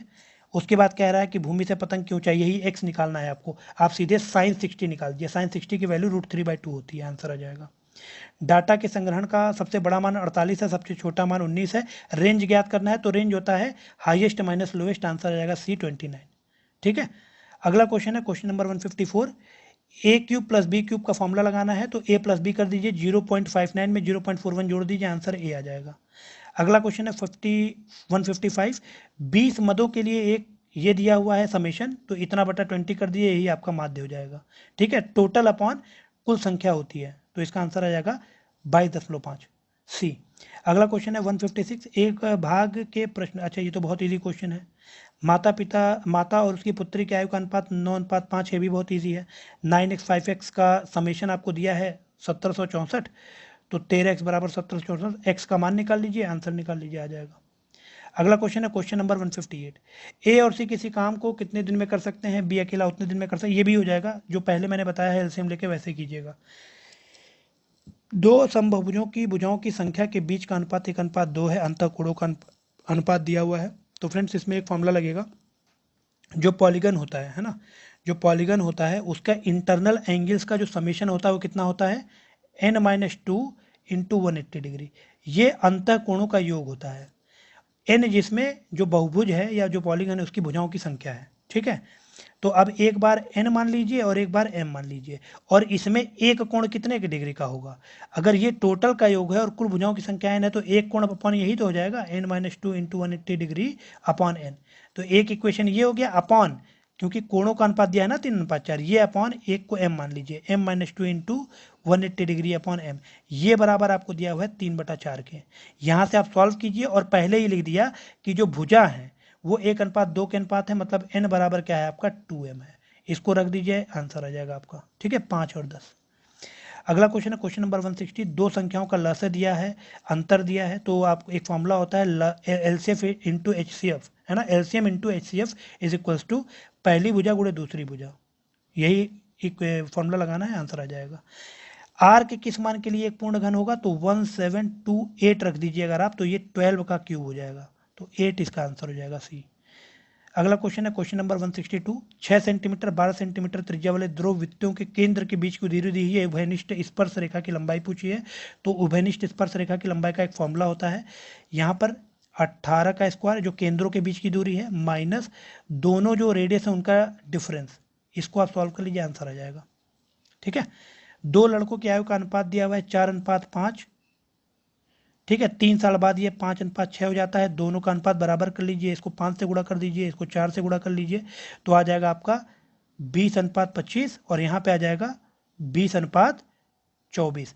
तो 3 साल बाद 25 से 24 हुआ है, तो मतलब जो ये 3 साल है वो 1 अनुपात के बराबर है, तो 12 साल कितने अनुपात के बराबर होगा? 4 अनुपात के बराबर होगा। 25 में 4 जोड़ दीजिए तो क्या हो जाएगा, है ना, सॉरी 4:5 आपका इनिशियल था, इसमें 4 जोड़ दीजिए तो ये हो जाएगा 9, और इसमें 4 जोड़ देंगे ये हो जाएगा 8, तो 8:9 उसका आंसर हो जाएगा ए, ठीक है, ए इसका आंसर हो जाएगा। थोड़ा जल्दी जल्दी बता रहा हूँ ना, अगर समझ में आएगा तो आगे मैं बाद में बता दूंगा। सीधा क्वेश्चन है, एक फॉर्मूला आपको याद होना चाहिए कि अगर दोनों रेलगाड़ी समान दिशा में जाती हैं तो चाल जो होती है वो माइनस हो जाती है, एक दूसरे के सामने आ रही होती हैं, एक दूसरे की तरफ आ रही होती है, जो चाल होती है वो जुड़ जाती है। एक त्रिभुज पी क्यू आर में, है ना, पी क्यू आर, ये पी है, ये क्यू है, ये आर है, क्यू और आर का समद्विभाजक ये ओ है, तो जान लीजिए ये वाला एंगल होता है ना, इसको अगर हम लोग एम मान लेते हैं तो एंगल एम जो होता है ये क्या होता है? ये होता है 90 plus half of angle P, यही फॉर्मूला लगा दिए, आंसर आ जाएगा। 7 सेंटीमीटर 5 सेंटीमीटर त्रिज्या वाले पी क्यू केंद्र वाले दो वृत्त एक दूसरे को आंतरिक रूप से स्पर्श करते हैं, बहुत इजी क्वेश्चन है ना, ये बाकी सारे क्वेश्चन बहुत इजी हैं। क्वेश्चन आप एक बार देख लीजिए, इसको सॉल्व कर लीजिएगा। एक वृत्ताकार मैदान के बाहर, है ना, कुछ चौड़ा फुटपाथ बनाया गया है, तो आप एक बार पूरे का एरिया निकाल लीजिए, फिर केवल जो मैदान है उसका एरिया निकाल लीजिए, रेडियस यहाँ दे रखी है, और माइनस कर लीजिए, जो एरिया आएगा उसको 8 से गुणा कर दीजिए, आंसर आ जाएगा, ठीक है। अगला क्वेश्चन है क्वेश्चन नंबर 169, किसी शंकु की ऊंचाई तथा त्रिज्या 15 सेंटीमीटर और 9 सेंटीमीटर है, तो ये 15 दिया हुआ है और ये 9 दिया हुआ है। 3 सेंटीमीटर ऊपर से कह रहा है कि ये जो कटा है ये त्रिज्या आपको निकालनी है, ये निकालना है, तो इसको पी क्यू आर मान लीजिए, इसको एम एन मान लीजिए, ठीक है। आपको त्रिभुज, और ये जो बीच वाला पॉइंट है इसको आप ओ मान लीजिए, तो त्रिभुज पी ओ एन को समरूप दिखा दीजिए त्रिभुज, और ये जो पॉइंट है इसको आप टी मान लीजिए त्रिभुज पी टी आर के, है ना, इन दोनों को आप समरूप दिखा दीजिए, तो पी ओ बटा पी टी बटा पी ओ, है ना, पी टी बटा पी ओ आपका ये हो जाएगा O N upon T R K, इसको सॉल्व कर लीजिए, आंसर आ जाएगा आपका, ठीक है। ये सॉल्व कैसे होगा? पी टी आपका 15 दे ही रखा है ये पूरा, है ना, और उसके बाद ये आपका 3 दे ही रखा है, तो पी ओ कितना हो जाएगा? 15 में से 3 चला जाए 12, ठीक है, तो 15/12 ये बराबर हो जाएगा, ओ एन कितना दे रखा है? ओ एन ये आपको निकालना है, ये आपको निकालना है, ये आपको दे ही रखा है, त्रिज्या कितना? त्रिज्या आपको दे रखा है 9, है ना, 9 सेंटीमीटर, तो यहाँ पे x/9 कर दीजिए, तो 15/12 बराबर x/9, इसको आप सॉल्व कर लीजिए, 9/x होगा, सॉरी 9/x, इसको आप सॉल्व कर लीजिए, 3×5 15, 3 3 का 9, और यहाँ पर आप देख लीजिए तो 12 36/5, 36/5, है ना, तो 5 छक्का 30 और 5 9 45, 6.9 समथिंग आ जाएगा आंसर इसका, ठीक है, सी ऑप्शन आ जाएगा, ये जो सी ऑप्शन दिया हुआ है। अगला क्वेश्चन है आपका क्वेश्चन नंबर 170। तो यहाँ पर है x माइनस 1/x बराबर 5, तो x cube minus 1/x cube का मान क्या होगा? तो सिंपल फॉर्मूला है a माइनस बी का होल क्यूब कर दीजिए, तो a cube minus B cube है ना, माइनस 3b ब्रैकेट में a plus B, sorry a minus B, ये फॉर्मूला लग जाएगा, आंसर आ जाएगा। इसके बाद है फ्रेंड्स यहाँ पर 171 क्वेश्चन है, a का मान दिया हुआ है 7 + 4√3, 7 को तोड़ लीजिए 4 + 3 में, तो 4 हो जाएगा 2 का स्क्वायर और 3 हो जाएगा √3 का स्क्वायर। तो इस तरह से 2√3 का होल स्क्वायर बन गया, ए ऑप्शन आ जाएगा आपका। ठीक है, अब ये सारी चीज़ें आप कर लीजिएगा। एक कमरे में कुछ पुरुष कुछ महिलाएं दे रखी हैं, है ना। पुरुष और महिलाओं की संख्या का वर्ग जो है वो पुरुषों की संख्या से 30 कम है। सॉरी, ये उल्टा मैंने लिख दिया है। जो डब्ल्यू स्क्वायर है वो एम स्क्वायर माइनस 30 है, तो मतलब आप यहाँ पे निकाल सकते हैं कि M square minus W square बराबर क्या आ जाएगा 30। तो यहाँ से A plus B A minus B formula बन गया, ये A square minus B square, तो एम माइनस डब्ल्यू ये बराबर आ जाएगा 30। अब यहाँ पे देखिए क्या लिखा है, यदि 5 महिलाएं और आ जाएं तो पुरुषों और महिलाओं की संख्या बराबर हो जाए, है ना। तो वुमेन अगर 5 हो जाए तो ये बराबर मैन हो जाएगी, तो मैन माइनस वुमेन कितनी आ गई 5, तो मैन माइनस वुमेन यहाँ पर आप 5 रख दीजिए और यहाँ पर आप 5 से डिवाइड कर दिए, 6 आ जाएगा, तो आंसर इसका क्या आएगा 6। अगला क्वेश्चन है, यदि पहला बुधवार, ये सब क्वेश्चन बहुत ईजी है, आप कर लीजिएगा। ठीक है, देख लीजिए एक बार, ये क्वेश्चन आप लोग लगा लीजिएगा। इसके बाद फ्रेंड्स किताब घर कैसा शब्द है? तो अब फ्रेंड्स यहाँ से हिंदी चालू हुआ है, तो 5 मिनट और लेंगे। 5 मिनट में जो हिंदी के क्वेश्चन हैं उनको हम लोग डिस्कस कर लेते हैं। ठीक है, क्योंकि ये इंपॉर्टेंट है, एग्जाम में आपके हिंदी भी आनी है। तो किताब घर आपका एक शंकर शब्द है। ठीक है, किताब घर आपका एक शंकर शब्द है, और जो कारतूस है ये आपका फ्रेंच भाषा का शब्द है। स्वास्थ्य के लिए सूर्य नमस्कार करो और संगीता घोड़े से गिर गई, कौन कौन से कारक हैं? तो जो स्वास्थ्य के लिए, कर्ता ने कर्म को संप्रदान के लिए, है ना, तो यहाँ पर संप्रदान कारक है, और संगीता घोड़े से गिर गई तो अपादान से होता है, तो इसलिए यह अपादान कारक हो जाएगा। उसके बाद फ्रेंड्स 178 में आ जाते हैं। 178 में है जगन्नाथ तथा मनोरम में कौन सी संधि होगी? जगन्नाथ में आपकी व्यंजन संधि है। ठीक है, और जो मनोरम है उसमें विसर्ग संधि है। अगला क्वेश्चन है क्वेश्चन नंबर 179, आकंठ और तिलकुटा में क्रमशः कौन सा समास है? आकंठ और तिलकुटा में, आकंठ में आपका अव्ययभाव समास है, आ अव्यय लगा हुआ है ना, और जो तिलकुटा है, तिल से कुटा, तो ये आपका तत्पुरुष समास हो जाएगा। निम्नलिखित में से किस वाक्य में अकर्मक क्रिया है? तो फ्रेंड जो अकर्मक क्रिया है,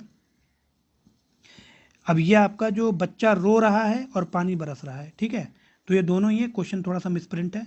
अगला क्वेश्चन है क्वेश्चन नंबर 181, निम्नलिखित में से कौन सा शब्द तद्भव है? तो तद्भव शब्द आपका रहट और रुग्ण है, ध्यान रखिएगा।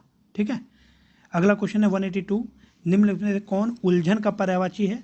तो उलझन का पर्यायवाची है आपका संभ्रम या अनिश्चय। ठीक है, जल थल दोनों जगह रहने वाला व्यक्ति क्या कहलाता है? तो वो जल भूमिया होता है, और जानने की इच्छा रखने वाले को हम जिज्ञासु कहते हैं, ध्यान रखिएगा। ठीक है, जिज्ञासु। 184 है, निम्नलिखित विकल्पों में से कौन सा हीरे की कनी चाटना? हीरे की कनी चाटना का मतलब प्राणनाशक कार्य करना होता है, क्योंकि ऐसा माना जाता है कि हीरे में विष होता है। ठीक है, और हौसला पस्त होना मतलब हिम्मत हारना। ठीक है, अगला क्वेश्चन है क्वेश्चन नंबर 185, शुद्ध वाक्य का चयन करना है। शुद्ध वाक्य इसमें से कौन सा है? तो मैं बता देता हूँ आपको, जो बी वाला वाक्य है, यद्यपि मैं आपके प्रति बहुत कृतज्ञ हूँ तथापि मैं आपका यह कार्य नहीं कर सकता, ये शुद्ध वाक्य है। क्वेश्चन नंबर 186 है आपका कि जिमी सरिता सागर मुहुजाही यद्यपि ताहि कामना नाही, ये आपकी एक चौपाई है, ध्यान रखिएगा। ठीक है, ये आपकी एक चौपाई है।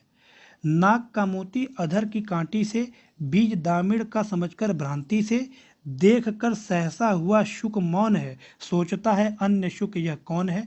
तो इसमें क्लियरिटी कुछ हो नहीं रही है, तो इसलिए ये आपका भ्रांति मान हो जाएगा। ठीक है, किसके बारे में बात की जा रही है ये नहीं अंदाजा लगाया जा सकता। जो राउर अनुशासन पाऊं, कंदुक इव ब्राह्मण उठाऊं, कांचे घट जिमि डरहूं फोरी, सके मेरु मूले इव तोरी। तो फ्रेंड्स इसमें एक रौद्र रस दिख रहा है। ठीक है, ये आपका एक रौद्र रस है। अगला क्वेश्चन है क्वेश्चन नंबर 189, निम्नलिखित में से शुद्ध वाक्य का आपको चयन करना था, तो थोड़ा सा इसको स्क्रॉल कर लेते हैं। शुद्ध वाक्य का आपको चयन करना था, तो इसमें एक सेकंड इसको नीचे कर लेते हैं। हाँ, वाक्यों का नहीं, एक्चुअली शुद्ध शब्दों का चयन करना था। चरमोत्कर्ष प्रादुर्भाव, ये भी गलत है, ये भी गलत है, ये भी गलत है। जो आपका क्षुब्ध और शोचनीय है ये सही लिखा हुआ है, ठीक है। उसके बाद आपका 190 है, गया बिहार और छतरपुर में कौन सी हिंदी भाषा बोली जाती है? तो गया बिहार छतरपुर में आपकी मगही और बुंदेली बोली जाती है। और कंठ ध्वनियाँ कौन सी हैं? कंठ ध्वनियाँ क ख ये हैं आपकी। और मूर्धन्य कौन सी हैं? जिसमें जीभ उल्टी हो जाती है, ढ और ढ, ठीक है। पढ़ने वाला, दिखाने वाला और लड़का में कौन सा प्रत्यय है? तो पढ़ने वाला, दिखाने वाला, लड़का इत्यादि में आप कह सकते हैं कृतवाचक प्रत्यय है, ठीक है, कृतवाचक। उसके बाद फ्रेंड्स निम्नलिखित में से कौन सा मनोविकार संधि विच्छेद है? तो मनोविकार में संधि विच्छेद है मनः धन विकार, ध्यान रखिएगा, ठीक है। मनोविकार मतलब मनः धन विकार, तो सी हो जाएगा।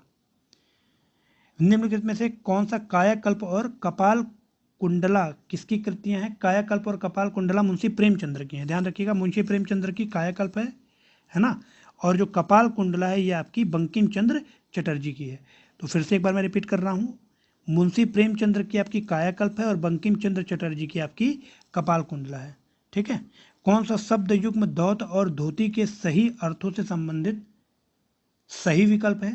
तो फ्रेंड्स धौत और धोती की बात हो रही है, तो यहाँ पर आपका सेंधा नमक और हठ योगी की एक क्रिया है ना, ये इसका सही जवाब होगा डी ऑप्शन। इसके बाद फ्रेंड्स ये आपका एक नीचे पैराग्राफ वाला क्वेश्चन है, तो मैं एक बार क्वेश्चन आपको दिखा दे रहा हूँ, स्क्रीनशॉट आप ले लीजिएगा, इसको आप लोग अटेम्प्ट करने की कोशिश कीजिएगा, ठीक है। स्क्रीनशॉट इसका ले लीजिएगा।